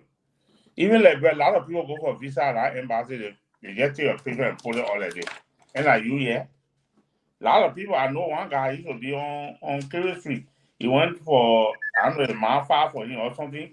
He went for a visa, they show him on the double bridge. They show a picture to him, and like you did. Most of the people are fighting their picture to the embassy. Most of the people are fighting. For example, Javatela, he said the in J Nana. He lied too, because the player people can catch you when one becomes citizen. On a green card, he must slip. But citizenship, you might not let this slip. So why did it put him in prison and send the other people back? Why is that? Javata is in prison. Javata was Robert Commando. That's what I'm saying. Why would it send this lady back? But she was not just sent back. She was in jail. She be in jail. They're not jail now. They just sent her back, but she be in jail. I know it was 2022 that the judge ordered that, but they just sent her back. Yeah, she be in jail. Most of the people that be in jail, most of them can lie. They will lie. But when it comes, the people be investigating. Even like Liberia will be investigating, we getting information from people. You know, the people get people working with NSA, they get people working with our defense ministry. So they get people there, like one guy used to work for my boss, man. The people used to come in the yard, they be interviewing. I say, "My man, let's drink." Hey, yeah, that what he was a bodyguard to Samuel Varney. So my boss man hired him to security. So some people used to come from the embassy, they can interview him. Some white people then we military uniform. Today that guy get married. Up to now he not come America here. Wow. I found some of those interviews because he proved to the people were rebel that they were fighting along with Samuel Fanning. He was Samuel Fanning bodyguard. I ain't understand. You should call him Colonel. So Colonel. A white here. A white raw out there. But he can't come because of some of those information he were passing. Like his own information. He gives some of the information. So most of the things that high looking, they're not only thing, but because that citizenship something only. Have you toppled government before? That question. They say rebel, you're going to fight more yourself. In the country, rebel war, you can do it. But people that topple government, you cannot gun in America. Thank you. That's the important thing. Alex? Thank you, Amen. So, Mayama Seze, Black Diamond, she was a well-known person, a person who recruited a lot of, child soldiers. Mr. Davis? I don't know who. I'm hearing myself in the background. Let me see. Yeah, it was you. Hello? Go ahead. Yeah, so she recruited a lot of child soldiers. And so like what my brother Eric said, that's exactly, the thing is, sometimes you report yourself. People don't even need to report you. And the American people, there are people who go, through investigation. That's why you get FBI. When they investigate it, they can take 500 years. They will continue to investigate on your case and grab you. So the thing is, just Liberia is one of the blessed countries. Now you see when she got deported, everybody welcoming her. Welcome home, welcome home, welcome home. We love you, welcome home. You think they're doing that sincerely or they're doing that to mock her? I don't think they're doing that to mock her, honestly. I don't think. I think they're just welcoming her because she's a Liberian. But by right, other country, example, they see in America we're in, you commit crime outside as a U.S. citizen, they come and welcome you in America. Your welcome will be in jail. Your welcome will be in jail. There will you get a therapist. So but what they accused her for wasn't a crime that she committed in America. No, it was a crime that she committed. I'm just giving example. I say if you're an American citizen born here, you commit crime outside, and they bring you back to America. The American people will not welcome you. Their welcome will be in jail. That's what I'm saying. Example, Chucky Taylor. He was born here. Because of what he did in the Civil War, he's in jail. So the thing is, we just need to pray. It's already happened. She's in Liberia. She just need a serious counseling and everything that she should know that it's happening. What she paid, that's what she paid for today. So that's it. Thank you. Morris? We fought a 14 years war, right? And up to now, we're still struggling to set up a war crime that will prosecute, all those that are involved in the war, especially those who play, a major role in our war. So right now, there's no outright law that can prosecute anybody anywhere. So most of these people that are involved in the war in Liberia, especially those that play major role, the only reason they can find other means to get at them. And that's why most of the people, the George Bulley, the Thomas Woyo, all these guys, the only case they have against the American, because American government has no power, no authority to arrest anybody because they're involved in the war, because they play major role in the war. They don't have that authority. So the only thing they can use is this immigration case. You lie on your case, you lie on this. The reason why they went against Chucky, because Chucky is an American citizen. And as an American citizen, you commit crime outside, they use that means to get at him. They didn't prosecute Chucky because he killed Liberians. No, they didn't even care for that. They only use that thing because he's an American citizen. And look, falsification of document, I think everywhere is a crime. When you lie on your document, it's a crime everywhere. Even at your job place, when you apply for job, you falsify your document. Even if it take 20 years, they can fire you. Immediately they suspect that you lie, they can fire you. And that is a fundamental law everywhere.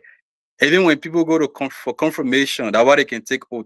When you lie on the information you give, even if it take 20 years, the day they notice that you lie, they can immediately release you from that job. So I mean, it's a crime to falsify your document everywhere, right? And people should learn from this. Sometimes I understand that when you want to come to America, you want to lie, you don't want to say this. You think when you say, "Oh, I take part in a war," it will be a crime. This and that. They will not deny you. Probably will come to America. Sometimes people, but the thing, the law is the law. If you lie, if you falsify your information, they can get back. They can get at you. They have a way of getting back at you through that means. And, so I mean, you don't have to lie. And maybe they could have tip. They could have get a tip on the lady or all these people. Okay, but how can this person even become green card holder or citizen with all these atrocities that they committed in the country? Okay, let's check that profile. When they check that file, they realize that, but they lie to us, so they get at you. And I mean, we just wish all of them, but it's our country. It's our country. Not everybody get deported. They go like bro, they become Zogos. Lucky Bucky went. He was around Philadelphia, passing around. They deported him. He went, became musician. Bucky Raw. How you call this guy who in district number 16? I don't know, 17 or 17. DJ Blue became lawmaker. Yeah, became lawmaker. Even the Fonatic Kofa, he was an indictee here in this country. He went to jail. He went like became speaker. George Bulley. I can go on and on. So I just wish them the best. But that's America. You cannot lie. You can't beat your way. Even if it takes 100 years, they will come after you. I give it back to you, Amy. Thank you. George, touch on it a little bit. That's wrong. Hello, thank you, Amy. Look, I think, Amy, you were right. People dub people in. Liberians are dubbing Liberians in. I think it's the right thing to do. Because when people commit crime, they should not run away with their crime. America has no power to go and see who were in Black Diamond group or who are not in group. We the same Liberian people telling the people, say, this person here committed atrocity. And it's the people right. You cannot kill somebody and then you hide it and become an innocent person overnight. So it's the right thing that they're doing. I know people personally who have committed crimes and they are in Europe, in America, and most of them are being prosecuted and most of them are being deported. So I think it's the best thing for people to do. If you see anybody who has committed crimes in Liberia, even though President Bouaka is not serious about the World Economic Crime Code, we just use it as a campaign tool to win election and sit down as a president. That's what he did. But we will make sure that those people will not go unpunished. They will not live their life they want to live in Western world because they committed crime in our country and they will not escape from it. President Bouaka can say all you want, you can do what? How will you do that? By the telling the authorities, government came, they were Wani and Donnie with everybody. They never by telling the authorities. Let me finish, Amy. You can give me a chance while I'm talking now. You can be talking on me. You're not asking me a question. You're not asking me a question. You are saying something. Alex. I'm asking you a question. I have to do that. I have to engage with you. I'm asking the question so I can go ahead. Go ahead. I said, how will you do that? You said you will not let people get by. CDC was there for 6 years. Would they hear them talking about war, economic crimes, sports, or what is the question? Anybody? What is the question? The question I'm still listening for. If you start interrupting me, maybe you'll get the question. So now that Joe Bouaka is there, you're saying he's not serious about it. So how are you going to fight people and bring people to justice? I said it from the beginning. Anybody who committed crime, who is living in the Western world, if I see you, if I know you, if I recognize you, I'm going to tell the authorities, and exactly how they deported this Diamond woman, they're going to deport you like that. And you're going to go and live and see the people's people that you kill for no reason. And that's, for me, it's a punishment for them as well, because they will not live a lavish life overseas while the people who they kill, their relatives are languishing in poverty in Liberia, and then they'll be overseas and enjoying themselves.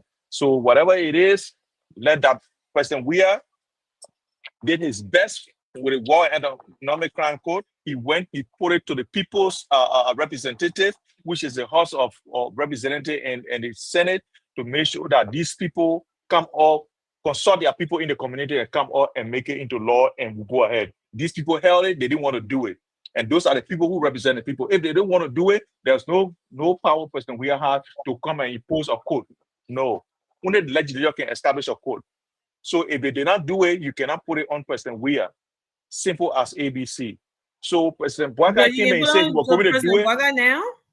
No, President Bouakai came out and set up an investigation first. That's the investigation part. That World Economic Crime, that head is not is like an ad hoc ministry that have to go ahead and document the cases before they can go and establish, before they can go to court. So the people that he put together now, he paying them, he getting no money.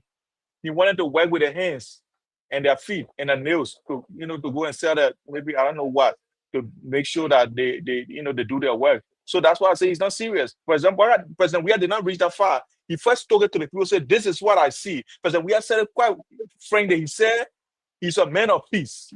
If Liberian people choose peace, he want to choose peace. If Liberian want to choose justice, he would go that path. But what he wanted to do, and I agree with President Weah, was that if at all people get jobs, they'll forget about the people that died. If the people get better lives now, they'll forget about those things. So instead of going in the past and going to dig old wounds, he wanted for the country to move forward by creating opportunities for people who are also going to compensate for that. In the Western world, they got thing they call victims of crime. When somebody kills your relative and the person is convicted, the government gave you sometimes $50,000 here. If you're raped or something happened to you, they will give you that money. That money is not saying it will bring your virginity back or whatever back, or the crime will not happen again, but it can compensate. That means they say it's good to cry in a Mercedes Benz than to cry in your keke. You know what I mean? So it is something that President Weah had in mind, and for me, I agree with him. But the black man who said we are going to make sure that people are going to pay for their crime, suddenly come to power 2 years on, we can get nothing. That is on seriously. I'm trying to point out. Thank you. Thank you. So I don't even know what to say to this, but let's throw on there a little bit. Amy. What? So Eric. Yeah. Maybe you can rescue your brother here. Someone who is trying, and they're getting to the next stage, woe onto that person. For the person who did not try at all. There's a bad feedback from Eric. For me? Do I have a feedback? Yeah, let the echo. I'm home. I'm not in the street, and there's nothing about echo here, so it's strange. Okay, so I think we're Morris. So yeah, George is beating up President Bouakai for going as far as setting up, going to the legislature and getting this thing on the track, right? And he healing somebody who did not do anything at all about it, but he said he intended to. So I agree with him because he intended to. So please explain it, because I don't understand. That's not for you. Explain it to. Maybe you can rescue your brother from there. No, for me, it's not about rescuing my brother. George is a very articulate person. He measures his words, and he's one of the smartest Liberian that I've ever come across. But this is what I would say, even before I get to your question.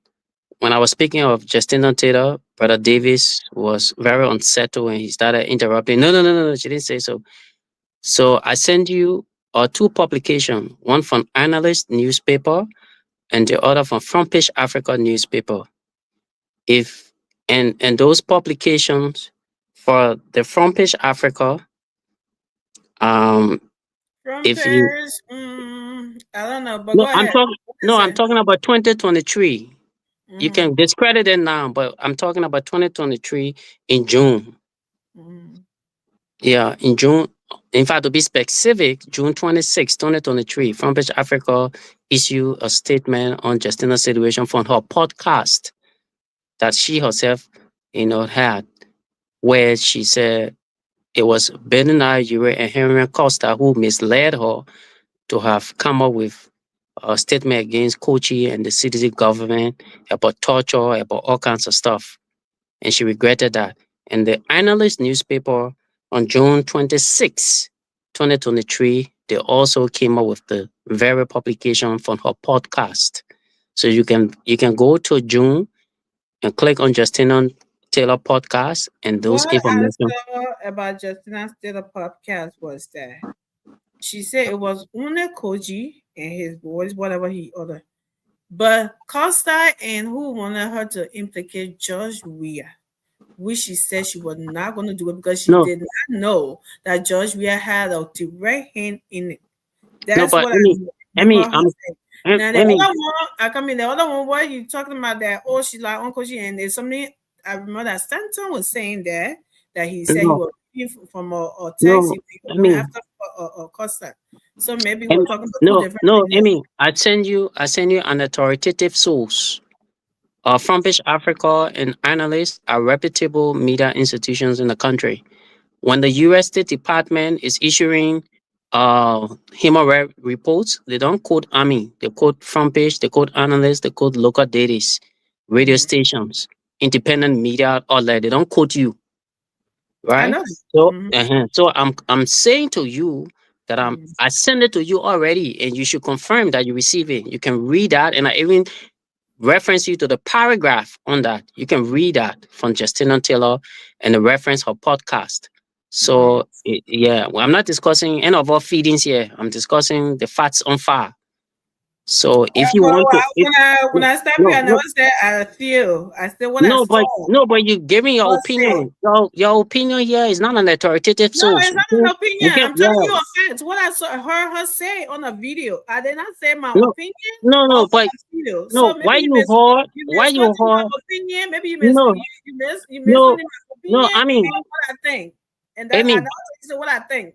No, Amy, I understand you. What I'm saying is, if I were to go to court tomorrow, I can use the analyst newspaper, the Front-Page Africa, even if it is an asylum case, you can use the authoritative and independent media outlets to prove your case in court or to an immigration officer. So I will not be using aiming that the world doesn't know and who has already been clouded with a party ideology. So so I just so let me go to the more I just wanted to start brush that, but let me go to the question that you raised. Let me go to the question that you raised. You raised a very serious question. From, by the way. Pardon?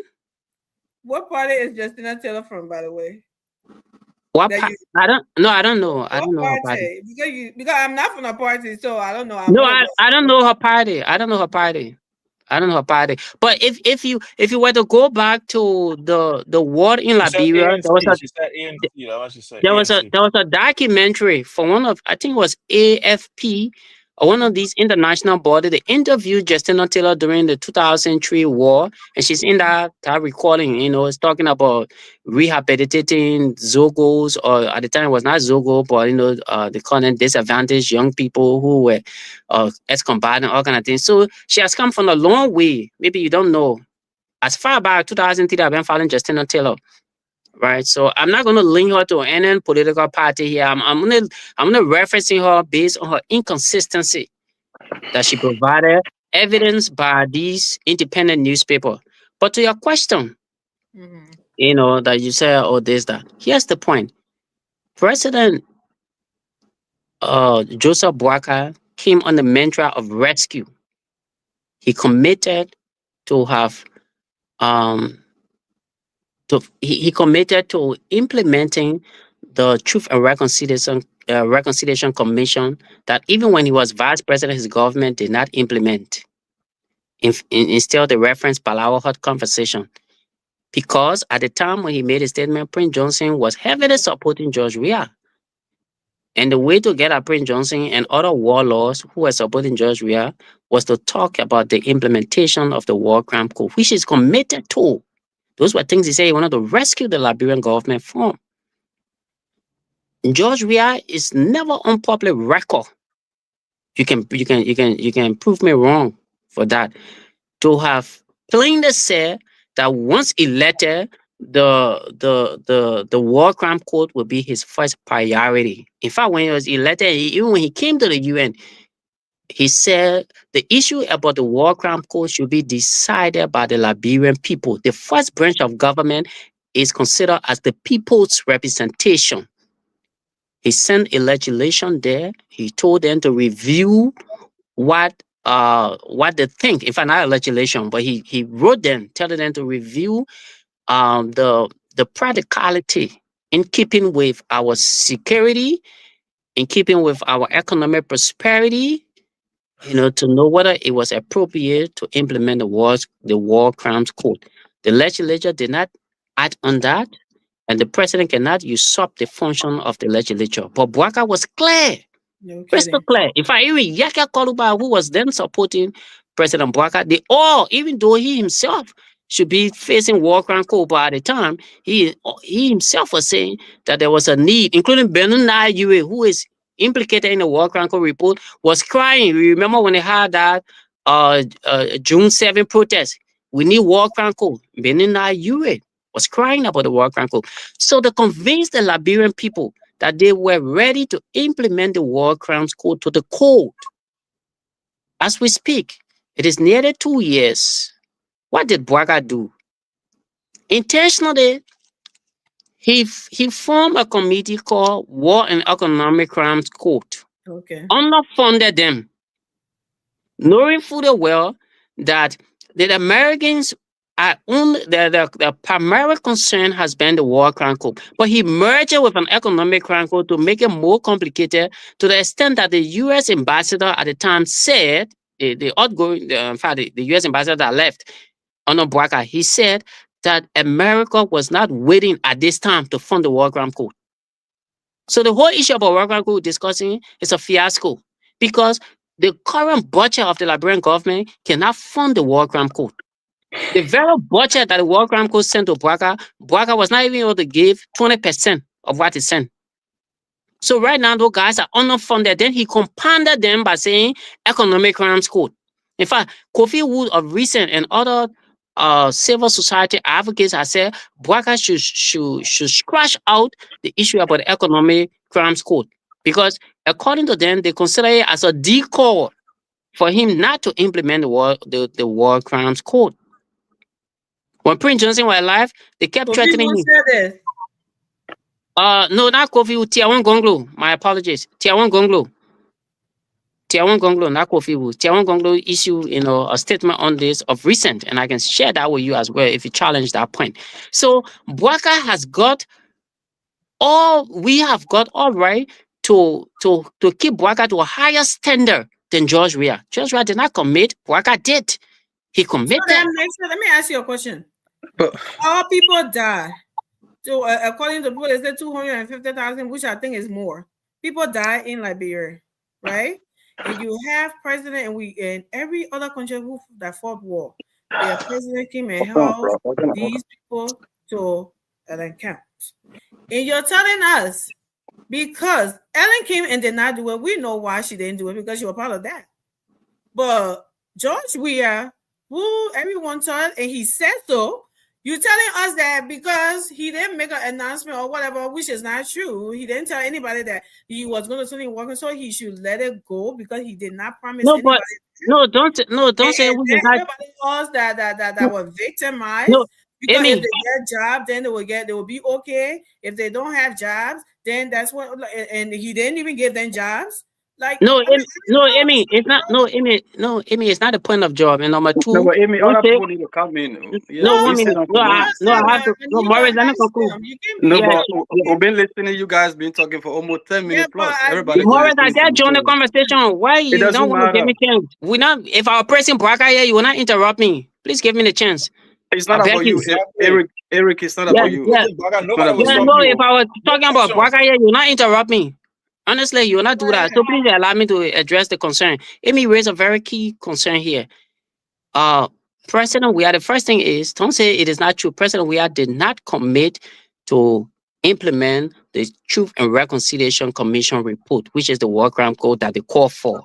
President Weah, when he won, his argument was Ellen Johnson Sirleaf, who at the time had the United Nations presence in Liberia, had the legitimacy, had the security presence, had everything. What's communication? Want me to say me? The one that President Weah said that. Yes, I can send it to you. When he came to the UN, his statement is there. I can share it with you. So he said that Madam Salif, who had the United Nations commissions in Liberia, we had a ground force at the time, even though there were 15,000. By the time they came to around maybe in the West case, let's say 7,000 or 6,000.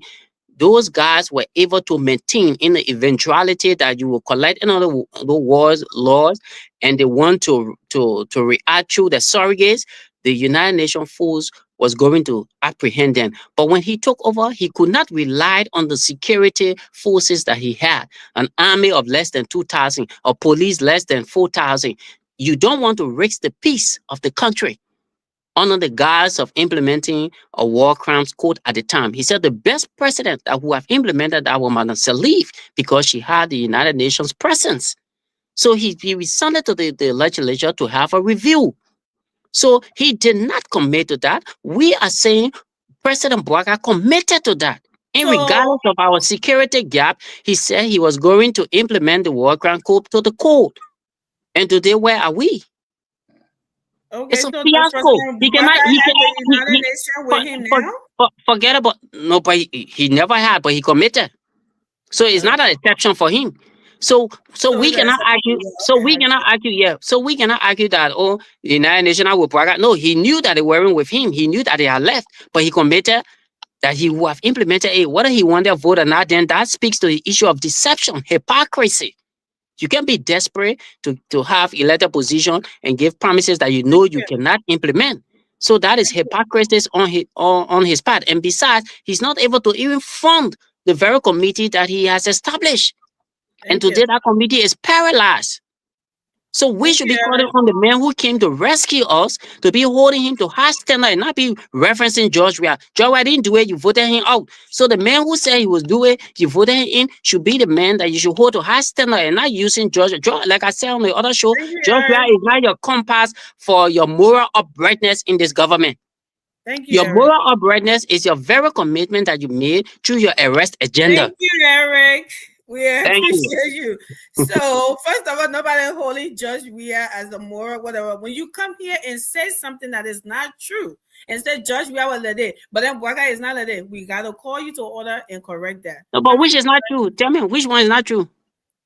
A lot of things you're saying, a lot of things you're saying. But go ahead, Morris. Yeah, but other people, yeah, seriously, this is not, look, let me say this, right? Stop, guys. No, but all you're gonna do is to praise Bouakai. No, but Amy, you're saying it to. Amy, you're saying it to. I'm asking a question. No, Amy, you don't engage. Even me, don't do it to me. Don't engage me. Other people gotta talk. You don't engage one person. That's not how you moderate show. If you don't want to, we're not gonna do that, Morris. Seriously, we're not gonna do that here today. I'm serious. You can do whatever you want to do. You can preach your moderating in the back, but we can't do that on the show. While we're on the show, you can't do that. That's why you need. And we asking a question. You have to be patient. No, nobody is a guest. Nobody is a guest. Everybody is a panelist. No, you can't do that. You can't do that. That's you're talking about moderating. I don't think you can disrespect the moderator on the show. You don't do that either. So let's go. Yeah, let me say this, right? Everybody can moderate. Nobody forced to come on the show yet. Let me say this. Exactly. Exactly. So nobody. You can leave. Let me. I will leave you. I will leave. Don't worry. When the time reaches me, I will leave. Let me say this, right? 2005. Everybody run campaign that they're going to bring war crime code in Liberia.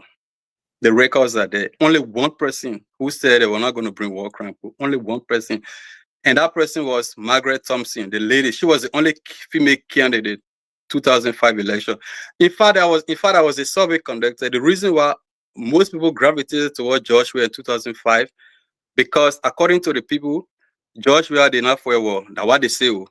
George Weah in working government.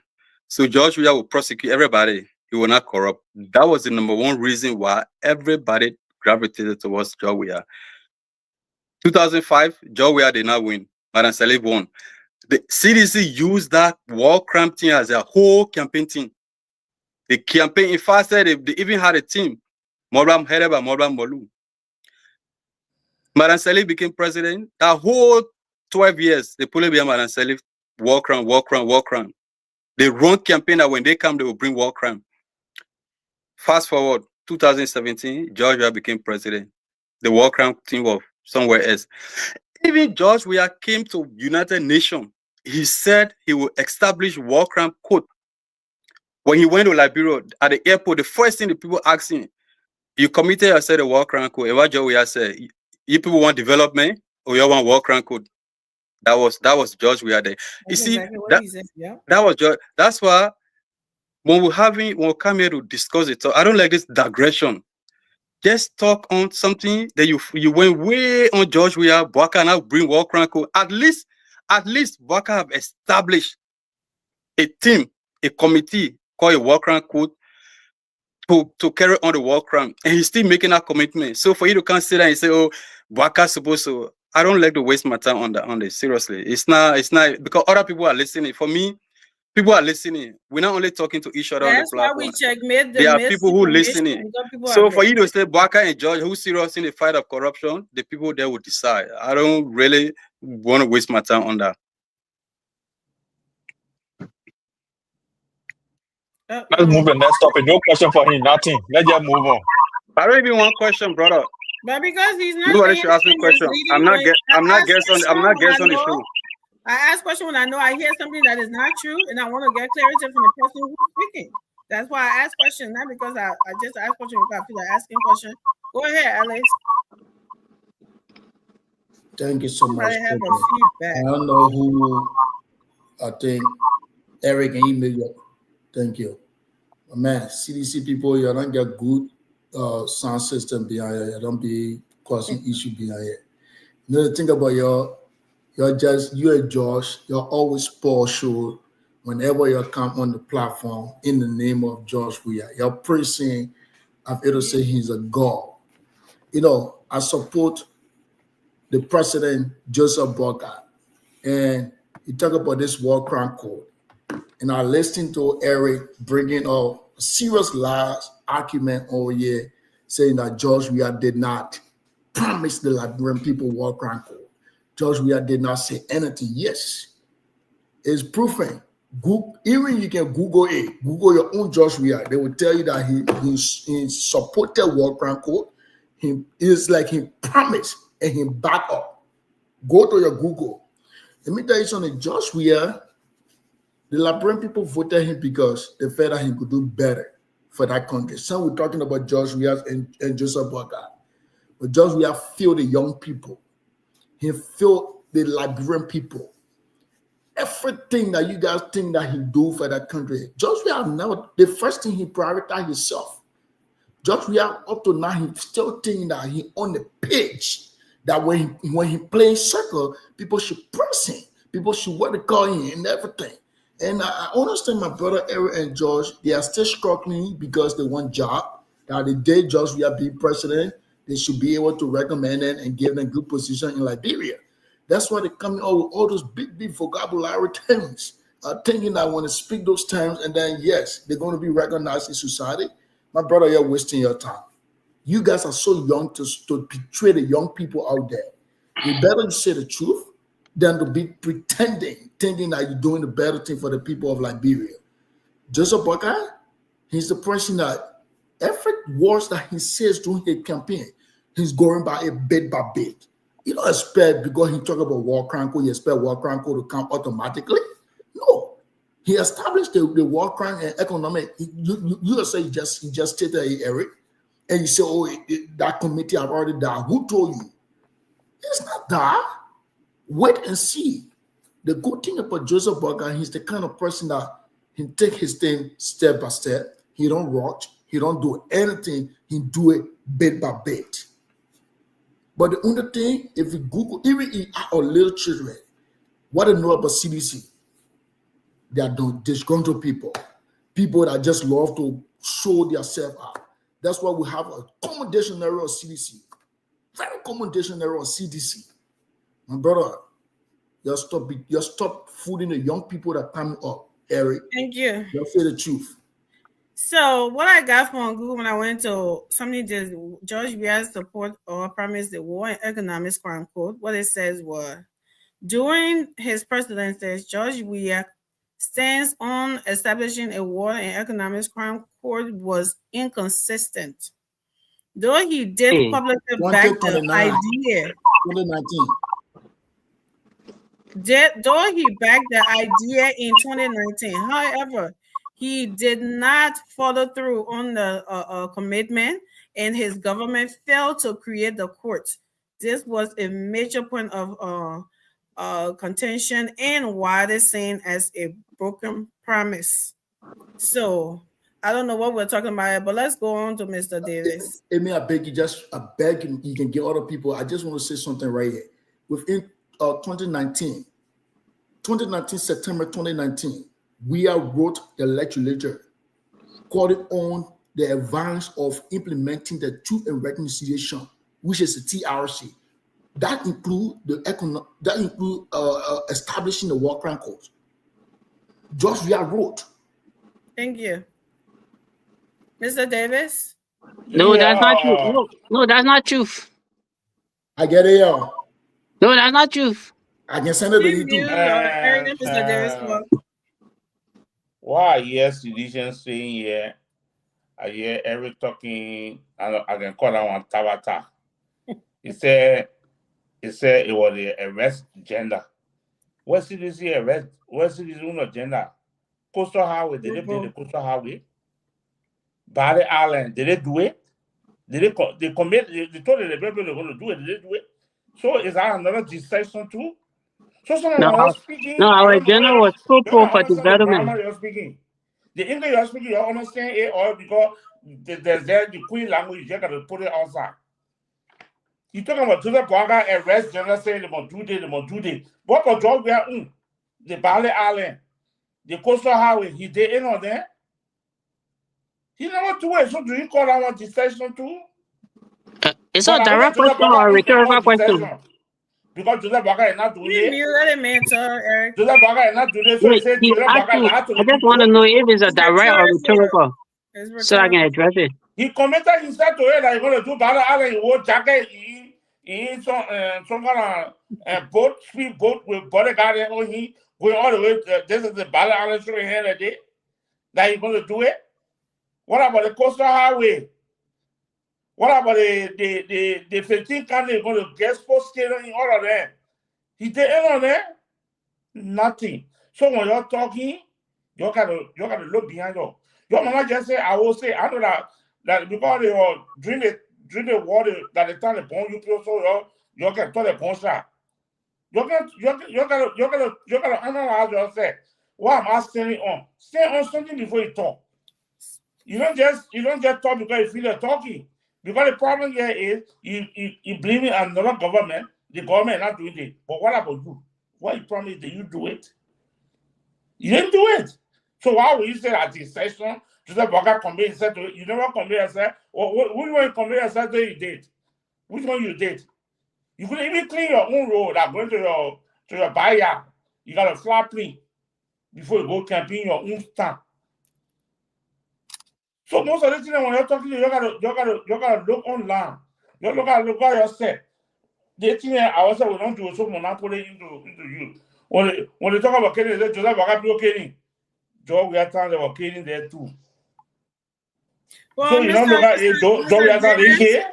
Mr. David, it's not the point. We can't make it like, oh, because George Weah did it, so he should do it. What I'm saying, the point that we're trying to do something here is that when a Weah supporter come on and said that he did so marvelously, he was so wonderful of a president, but this government here doing that, then we have to checkmate that. That's the point. But it's not like, oh yeah, we know we didn't do it. That's why the Liberal Party voted him out, and we want Joseph Boaga to do it, and we are waiting on him to do no, but if you will come and start saying that, oh, he failed already in less than 2 years, and you started, oh, he failed already, oh, George Weah did it because George Weah didn't promise anybody, so it was okay. People die, they go in vain because he didn't promise anybody. But saying Boaga promised somebody, so he haven't done it in less than 2 years, that whole he failed already. No. That's where we had to call the hypocrisy and the lies. We had to steal it. But it's not about George Weah and Joseph Boaga. No, I'm not saying George Weah and Joseph Boaga. We to do it. Whatever George Weah did not do, and he's doing it. He finished everything he's doing it. But I think to set that clear is that when people say, oh, because he didn't do it, so don't set George Weah as your benchmark or something. No, that's not what this is. No, I'm not saying Joey I'm a benchmark. Eric is saying in Joseph Boga 2 years he committed to the Liberian people that the arrest general going to be this, going to be this. So it's deception. He lied to the people. What about the own agenda? Bale Island, Coastal Highway, all the county stadium. Is that the same ground when using Joseph Boga? He never committed to any of those. You know what you think about it? You're thinking about building own houses. You do none of them. You even test one. You even go in the county to even establish a tenant court in any county. Besides that one, you can call and work on thing to Springfield. You call it a playground there. That's one community, small town that are playground there. It's bigger than that one, say. In America, yeah. All the people come to job, we are going to have the playground looking. Thank you, man. I don't want to complain this. Thank you. So Yeah, sure. The 12-year Ellen, the one she built. Yeah, sure. Show and Waka was there for 12 years. Which one they built? They reduced the Liberian debt. $4 billion. Amy, can I come in? They waived the debt. They waived the debt. They did not. They did not. Why you waive it? Why you waive it? You know the Why good when you was there, you don't waive it? It was not there. It was not there. Amy, You increase it. Amy, this should be my time, right? Amy. Now your time, Eric. No, we're moving on because this was a little distraction. We just got off that. But Amy, there were allegations against me. I will not address them before you move on to the next topic. No allegation against you. No allegation against you. So Brother Morris and Brother Peters will just, say things like, Did I, Eric, you think I can count this show for your business? Did I even mention your name? I said Brother David and Brother Peters. Brother David and Brother Peters. You really think I think you, Eric? Morris, I'm not talking about you. I'm saying Brother Davis and Brother Peters. I said, you talking about you, Morris. Yeah. Wait for your turn. Wait for your turn. Yeah, Morris, you inconsequential to what I'm saying right now. You didn't say anything, so I'm not talking about you. Why you get interrupted? Yeah, Amy, can I come too? No, my brother. Wait. So I want us to move on to the next topic, but I guess we can just wrap up on the topic now. Thank you, Amy. You're so kind. Yeah, you'll continue to be the president of this show. Long live to you, Amy. Thank you. Brother Davis, you want to brag about debt waiver. No, if you want to brag about it, no, I will come to the body. No, I will come to the body.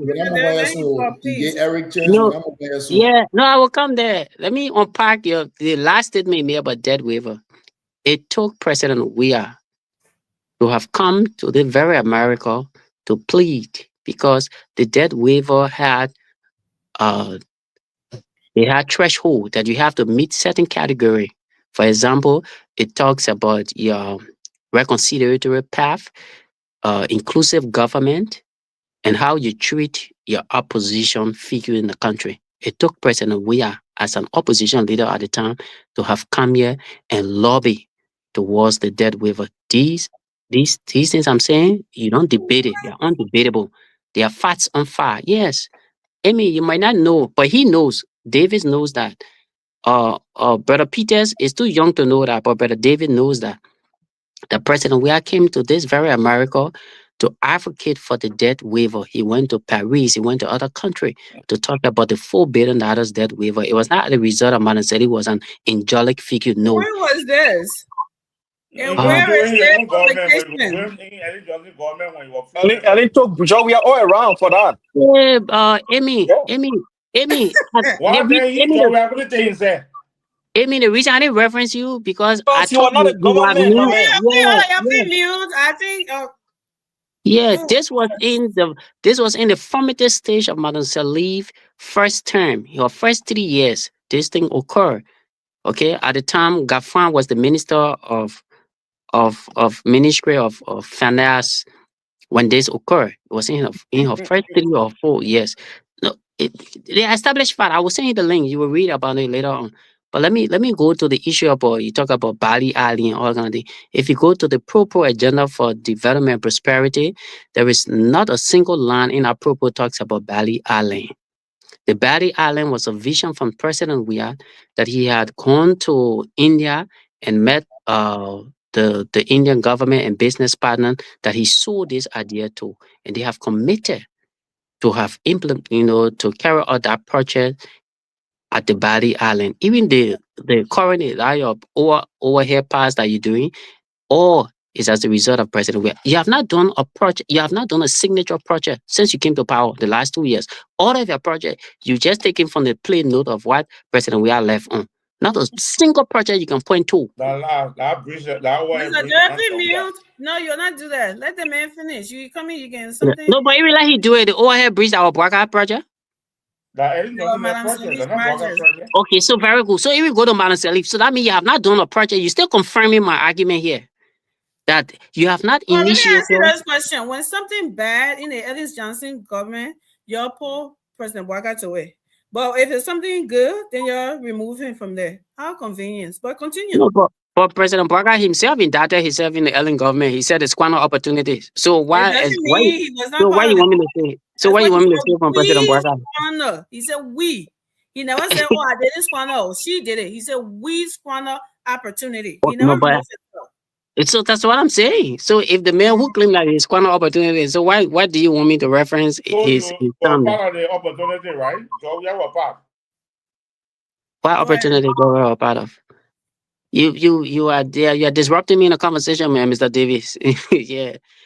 So please keep quiet. The fact that you referencing even our ages here, it does not matter how old you are. It's about how knowledgeable you are to the current circumstances. I have seen 50 years old people who have completely ignorant to the contemporary politics of our country. And I have seen 16, 14, 20 years old young kids who are very knowledgeable about the contemporary issues of our country. So don't reference who were born wartime, who weren't born wartime, all the kind of thing. They are irrelevant to the conversation. You have to stick to the point.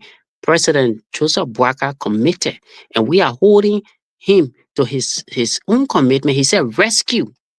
That was his mantra he won on. He talks about even reviving the quote-unquote harmonization to day zero. He can touch it. So when we hold him to his own commitment, then you say, oh, George Weah. What are you referencing George Weah on here?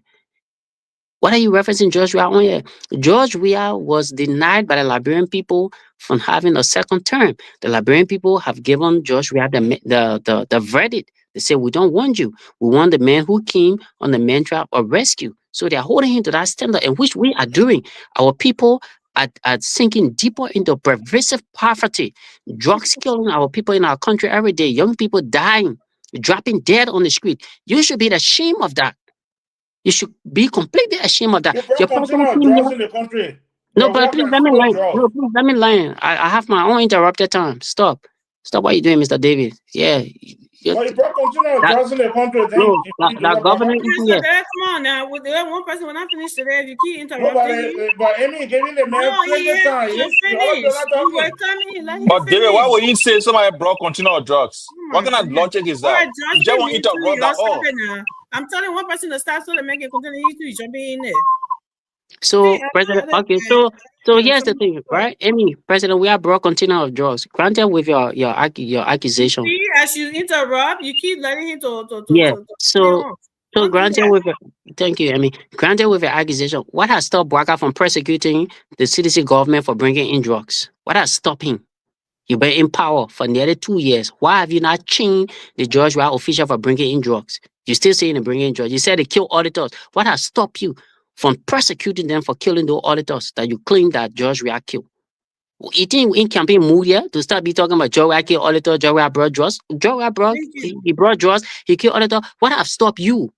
You should be ashamed and apologize to Liberian people for lying, because if these things were true, those people should have been in chain in prison today or in court to account for the atrocity. But you have done zero to bring the people to justice. Then you still claim that they did so and so thing.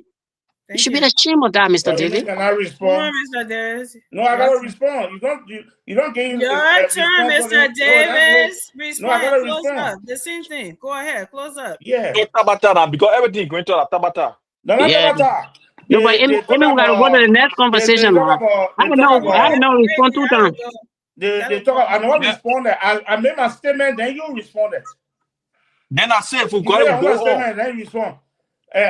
Amy, don't tussle. Amy, when you finish talking, I'll respond too. When they're talking plenty, they're talking lies. So put them to that lie. They're They just talking about why Joseph Boakai is not persecuting. Why they didn't persecute Ellen Johnson government too? Why they couldn't persecute Ellie? They say Ellie was corrupt. We made the country empty. We made the country broken. Why they didn't persecute? But I only now is saying why Joseph Boakai is not persecuting. Joseph Boakai is persecuting. Your foreign minister is in court. Your desk is in court. Your foreign minister is in court. What you call persecution? It's not that persecution. The way you're passing around, you say the Indian people, they're not Indian there. They're persecuting them for what they did. Joseph Boakai is doing it, but CDC never did it. So they lied. CDC were lying because they knew very well they are criminal in nature. Because they can steal and they can lie. The all CDC were passing around. When they gave them the power for 6 years, nothing they did. Passing all around, improving from place to place, going from place to place, and creating problems in the country. Every time Joria was not leaving Liberia again. When you're coming by next week, all the hell will go straight to the airport. Because you don't get what So what? So what? Yeah, we won't get what to do. So what? I'm not talking to you. I'm talking to you. Judge, we're not doing this as a back and forth thing. Okay, when you finish, I'll respond. When you finish, I'll respond. No, you'll be doing your closing. You finish closing, Mr. Davis? Oh, our closing doing? Yes. I the first to close? No, Eric was the first. Oh no, I didn't close. You didn't tell me I was closing. You told me I was responding. I told you. I said, No, Amy, we don't close that what? out. Are you serious? The lie just feeling yes. What? Don't ever what? I beg you, close up. Finish your closing, Mr. Davis. Amy, how can I close? What that is not closing? Thank you for the show. And when we come That's on what the they do. program, That's what they do. we just see to the fact. That's why I don't come here most of the time. Please stay in the Bible all the time. Don't come here again. Don't be saying that on it. I mean, yeah, if you don't want to, nobody push you. See nobody begging you. Nobody begging you to come here when you don't want to come. Go ahead. Even when you driving everybody, you drove Brother Morris, now you driving Brother John. My man, just forget, just the show, man. Yeah, the show, brother. Don't come on the show and be trying to disrespect. Say something that you want to say in the back. You stay there. You don't want to stay there. You come on. You gotta go by the rule of the show. Blame. Period. Let's go. You can just time and say closing time. No, but Amy, you gotta give my closing time. Honestly, you never told me it was closing. She's right though. Wait, can I close? Oh, Alfred, you go. Brother Peter, did I close? Did she tell me I was closing? Yes. Oh, Brother Peter, all the way I got respect for you. I gave you my time all the time. You betraying me today. What are you lying for? I mean, you're a Christian, man. Stop that thing. Yeah. No problem. You can better do things here. Can I close? Oh, who going? I mean, I'm feeling you. I just watching the. What do you want to say that I'm not there, man? I'm able to get my 1 minute me close, yeah.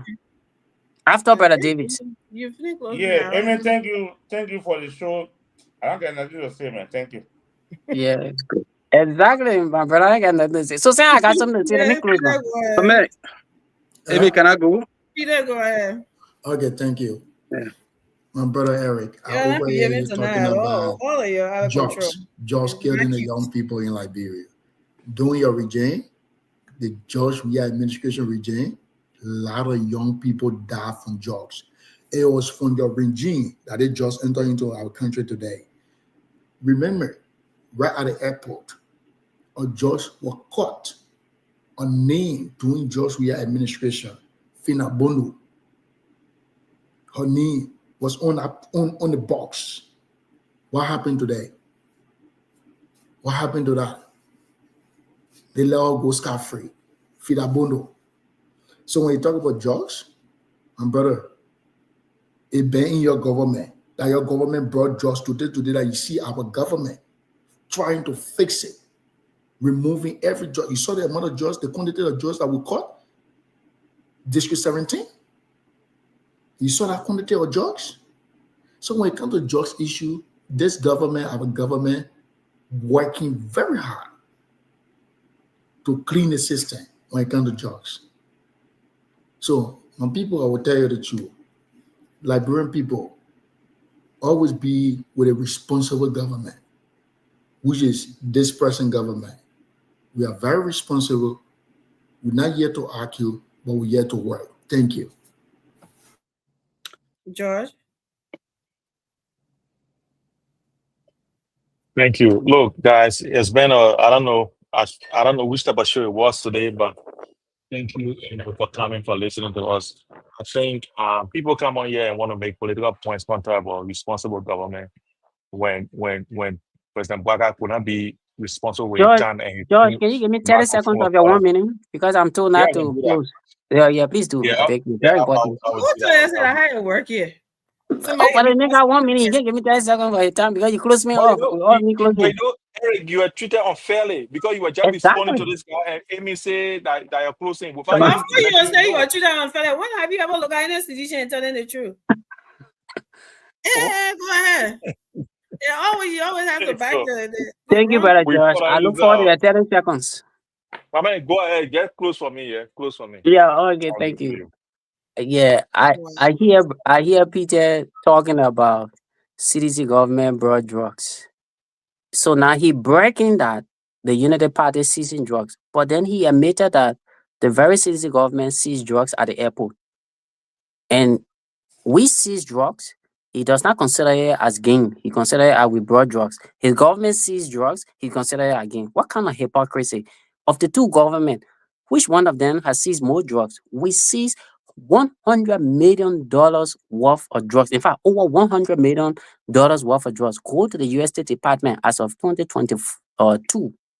The U.S. State Department issued a statement on that, commending the National Drugs Enforcement Agency and the National Security Agency under the George Weah government. Those drugs were seized. They don't consider it as fighting drugs. Today, what is happening in Liberia? Ordinary citizens are going to ghettos and apprehending drugs or law, fighting them. Did our people reach that level under the CDC? No, because drugs was not as rampant as it is now. People dropping dead, spark and die. Are we not ashamed? Drugs cause tension. People dropping dead. I'm very surprised that Brother Peters will come here and want to talk about you had a good drugs policy or you have a good drugs policy as compared to the CDC government. When in fact, your current government, in fact, there was a study done of recent that 6 of your LDA officers who went for drug tests, they were tested positive for drugs. Your deputy director for operation was even caught on a recording compromising drugs baron, including his own daughter, who is a drugs, how you call it, whatever we refer to that as. She also says she's taking drugs, compromising that. This should be a national show of shame that people like Peters, when they come here, they will not even talk about drugs issue. So you can come here and lecture us about you catching drugs, it means that you're fighting, but then you claim that when CDC called drugs, Finabono Niwa on the ballot. Okay, let's agree. For the sake of your own selfish argument, Fina Nemo on the ballot, but was the drugs not seized? If Fina was so powerful, why would that drugs, which has her name, be caught? It would not have been caught if she was that powerful, if we had passed through. So that's not an argument we can bring here, even though the established fact proves that no Finabono name on any drugs issue. So, Brother Peters, you should be ashamed to come to the conversation and want to talk about drugs. He ran away. Yeah, that's why he ran away. Why he ran away. Thank you. Yeah. Thank you. Morris?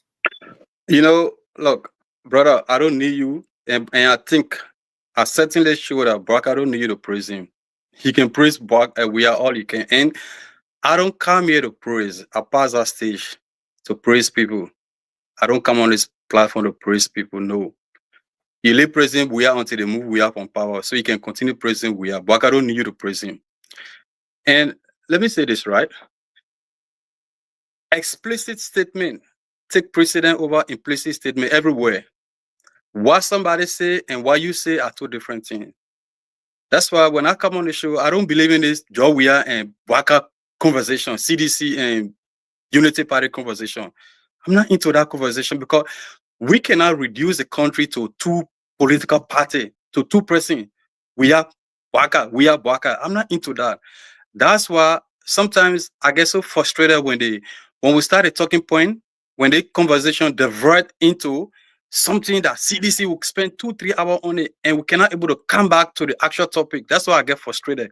I'm not look, if I just Bwaka and we are, I will not come on the show. Every night I can't sit down and talk about we are, talk about Bwaka. No, I don't have the time for that.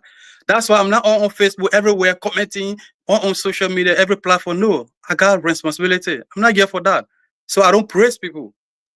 You can praise Bwaka, we are, that your business. I'm not asking you to praise anybody. When we are went to Bali Island, he carried people there. He the one made a statement that he will do Bali Island. Nobody said it. So whatever somebody said, it's just an implied statement. The implicit statement is what we are himself make. So I don't listen to what people say, but it was a good show for the most part. Thank you, Amy. So let me do my closing, right? Like I said previously, the we are and Bwaka thing is not what we hear to something, but when someone come here and want to say things that are not true about the we are government, because people are listening, Morris, you had to correct that. Because they said, these people said that Bwaka lied to come to power, so they want to play that game. Right? So if Bwaka did lie to come to power, I don't know, people were enjoying, they were doing great. And Bwaka came into them and said, oh, you're not enjoying, you're suffering, you can see yourself. And they who enjoying, they say, oh yeah, that's true. I'm not enjoying, I'm suffering. Yeah. Let's remove the guy that making me enjoy. And every time they come in, it doesn't make sense, but it won't make sense to them, right? So President Bwaka did not do a signature project. That's what they keep running around with. What signature project did Judge Weah do? Most of the projects that he just named here, the overhead bridge, that wasn't Judge Weah's signature project. What the RIA road, that wasn't Judge Weah, even though he should have completed it in 6 years. That wasn't his signature project. They left it there for him to do. He did not. Most of the roads were there, started. He did not complete it. He kept it campaign time. Then he tried to start it to make it to do campaign something. Look, Liberia is not Judge Weah's property.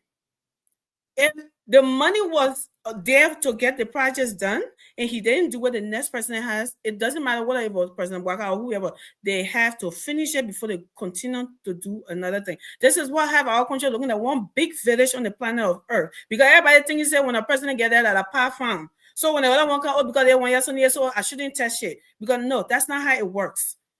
If a president was lazy enough 6 years and did not finish a project that should have been done in 3 to 4 years, another president that comes in, if he's responsible and sensible enough, he would know if they to make that country to look good, he will finish that project and not put the country into debt by leaving that project to destroy, to be broken down, and they say, oh, I'm doing my own project. President Bwaka had roads, agriculture, education, tourists. How the hell do you expect for tourists for people to be going across the country?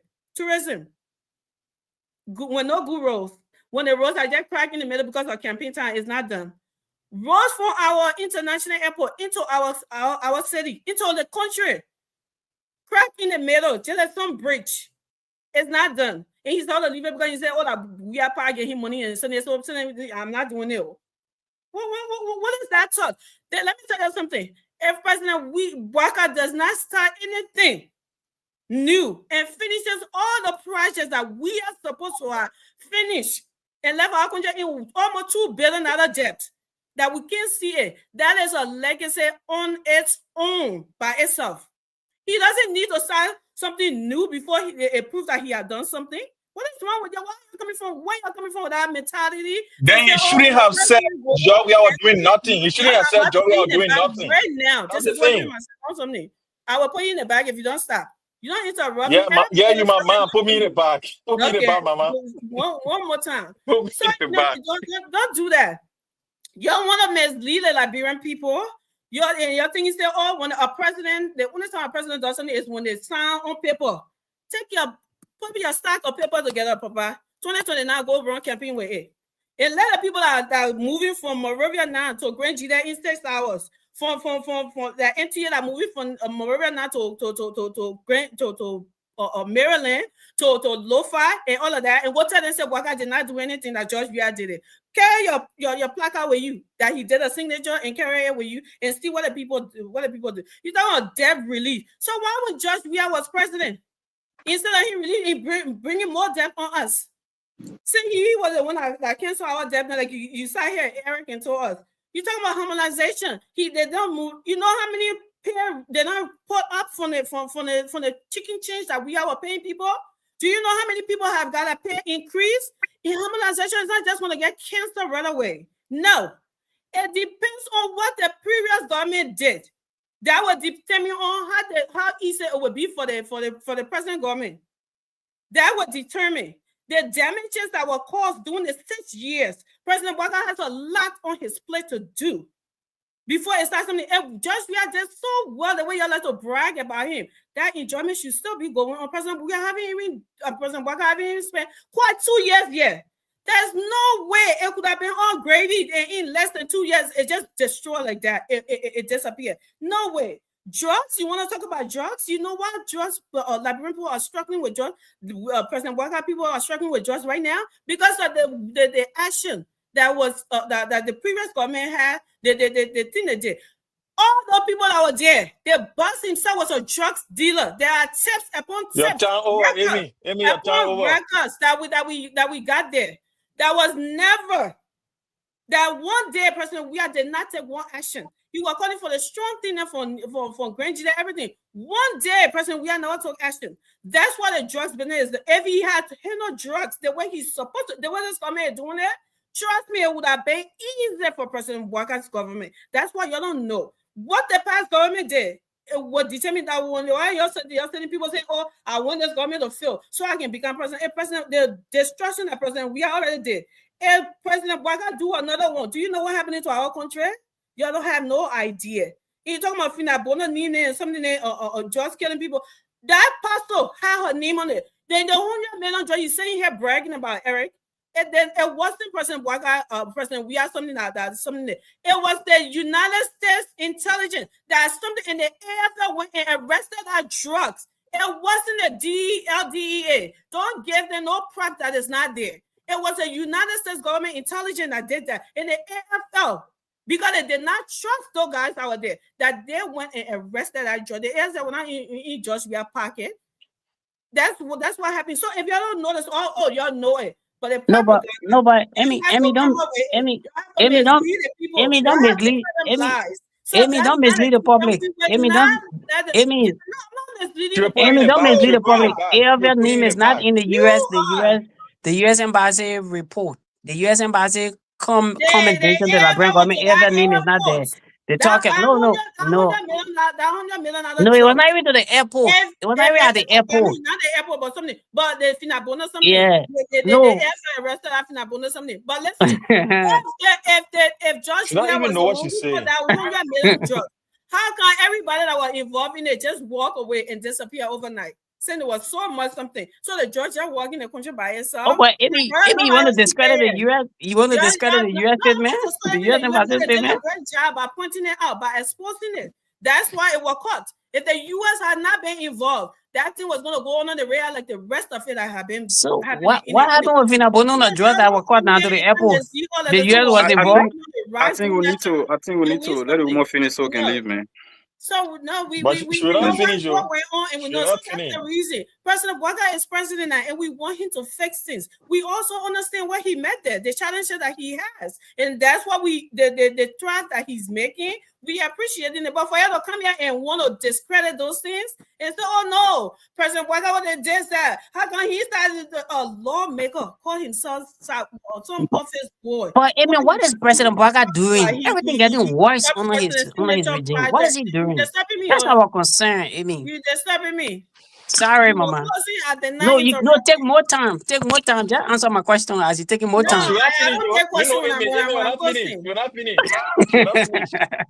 I answer the question because when y'all You're can't not handle finished. when you're not told, y'all talk about someone somebody putting wool in it, then y'all can't handle it. That's the problem. And y'all No, need to stop that. I'm And agree with you almost everything you say. I make don't want sure to ask you anybody a question along the misleading, way to take more time. anybody misleading, anything, it will have to be questioned. Now, I'm not questioning. I'm not saying, oh, why Joseph Joria did it, so Joseph I'm gonna do it. No, God forbid. If I want to judge Joseph Boakai to do it, I would have left Joria there to continue to do it. No, I wanted to stop.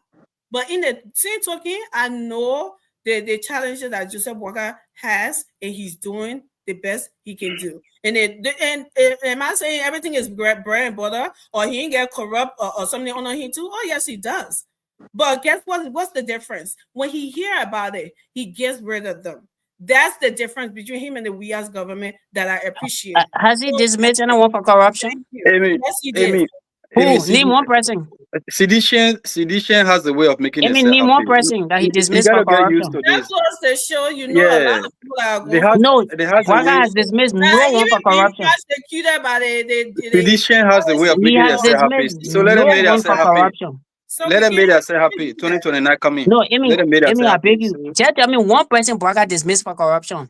People None. that don't have political She will not party, tell they you. don't have I, party Amy, headquarters. if you call one person that Boakai has dismissed for corruption, ban me from your show. Steve Zago, you are He was going never dismissed for corruption. What happened? You shouldn't allow people that don't have He was political party. never dismissed. Go What to the happened? What happened to Steve Zago? go to the release. Go to the Hey, guys, executive mansion You release. not just yeah, you suspend people, you investigate them when you find out, then you something that. What No. about corruption? Steve Zago on What the corruption Steve Zago did? Is he still there? I'm asking you, is he still there?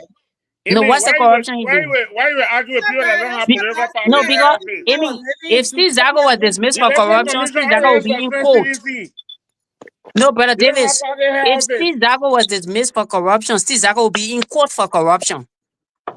Steve Zago is not in no court for corruption. He was never dismissed for corruption. He's not in court, he's not dismissed. Is he still But how there? can he be dismissed for corruption and not be in court for corruption? He's still there for his Dismissal for corruption is that equivalent to fighting corruption? in his position. No, but dismissal for corruption, quote unquote, is that an equivalent of fighting corruption? The president, according to Article 54, according to Article 54 of the Constitution, the president has the willpower to appoint and dismiss at his pleasure. Let me put it in the feminine stage. At his or her will pleasure. Steve Zago was never dismissed for corruption. If he were, Steve Zago would be in court accounting for the corrupt attitude. Steve Zago was never indicted by the Liberal Anti-Corruption Commission. He was never indicted by any justice ministry or the court. That's what happened. Zero. Nobody was dismissed from Boakai for corruption. Nobody was dismissed from Boakai for corruption. Y'all so in denial because y'all don't know what dismissal in the WIA government. No, but Amy got to bring back some facts. Amy, it was in the 1960s, he said the one, we're allowed to pass. But this is 2025. You know that Steve Zago was not dismissed for corruption. Why you want to use Steve Zago? So what are you talking about? No, but being dismissed does not mean dismissed for corruption. The person has the will and pleasure to dismiss you. Oh, so the person the person. Yes, you work according to the will and pleasure. Everything just I don't like you go. Amy, how you understand the word will and pleasure? How you understand the phrase will and pleasure? Will and pleasure doesn't mean somebody just get up and just do it. No, the president has that. The president did not do that. But the president never said corruption. If the president said corruption, do you know? No, do you know that Steve Zago was never subjected to LACC? Do you know that Steve Zago was never subject to LACC? He was dismissed for corruption, Brother Josh. If Steve Zago was dismissed for corruption, wouldn't he have been at the LACC? No kidding. My man, Amy, I don't know what you're talking about. Yeah, Amy, don't do that to Steve. Yeah, Steve Zago. Let me tell you. Amy, Steve Zago is my uncle. Amy, Steve Zago is my uncle. Don't put him in corruption. Steve Zago is my uncle. Don't put him in corruption issue. He was never subject to the LACC. I don't care who he is. Sedition for them is a therapy. So sometimes you gotta understand this thing. It's a therapy for them, thinking that they never thought they were gonna lose election. So sometimes Amy, the show are going to be now. I When go the to man bed now, talk, he Amy. said, Thank you, It's everyone. a therapy he's for speaking in them. dialect. Tonight. Thank you for being here with us tonight. They might We sound Alright, you worried might when say he talking. you say you're not Puerto Rico, but what did you talk about citizen? What kind of man not Puerto Rico? What they all not citizen? I never told you, Eric. Jesus, Eric, I never Lord. told you I'm not political. I never told you that. Let me end the show. So I never told you I'm not Puerto Rico. The only thing is that I can't focus on you because I don't focus on people. I got a whole lot to focus on Maybe other end than the show. focusing on End the people. show. Because So thank when y'all my man guys for Morris coming. speaking, he's speaking in Please, dialect. Josh. Thank you for coming, you guys, for watching us today. I know the show was noisy today. They always like to do that, but when you focus on me, I will get money. That will be happy for you to focus on me. No, I don't focus on people. That's all about it. I don't focus on people. Thank you for being here with us and I don't focus on people. Guys willing. I will sit down here for 2-3 hours. I will never even mention somebody, people's name. I don't focus on people. That's why I don't go over the place. Commenting, defending, Wakai, defending. I don't do that. In the host,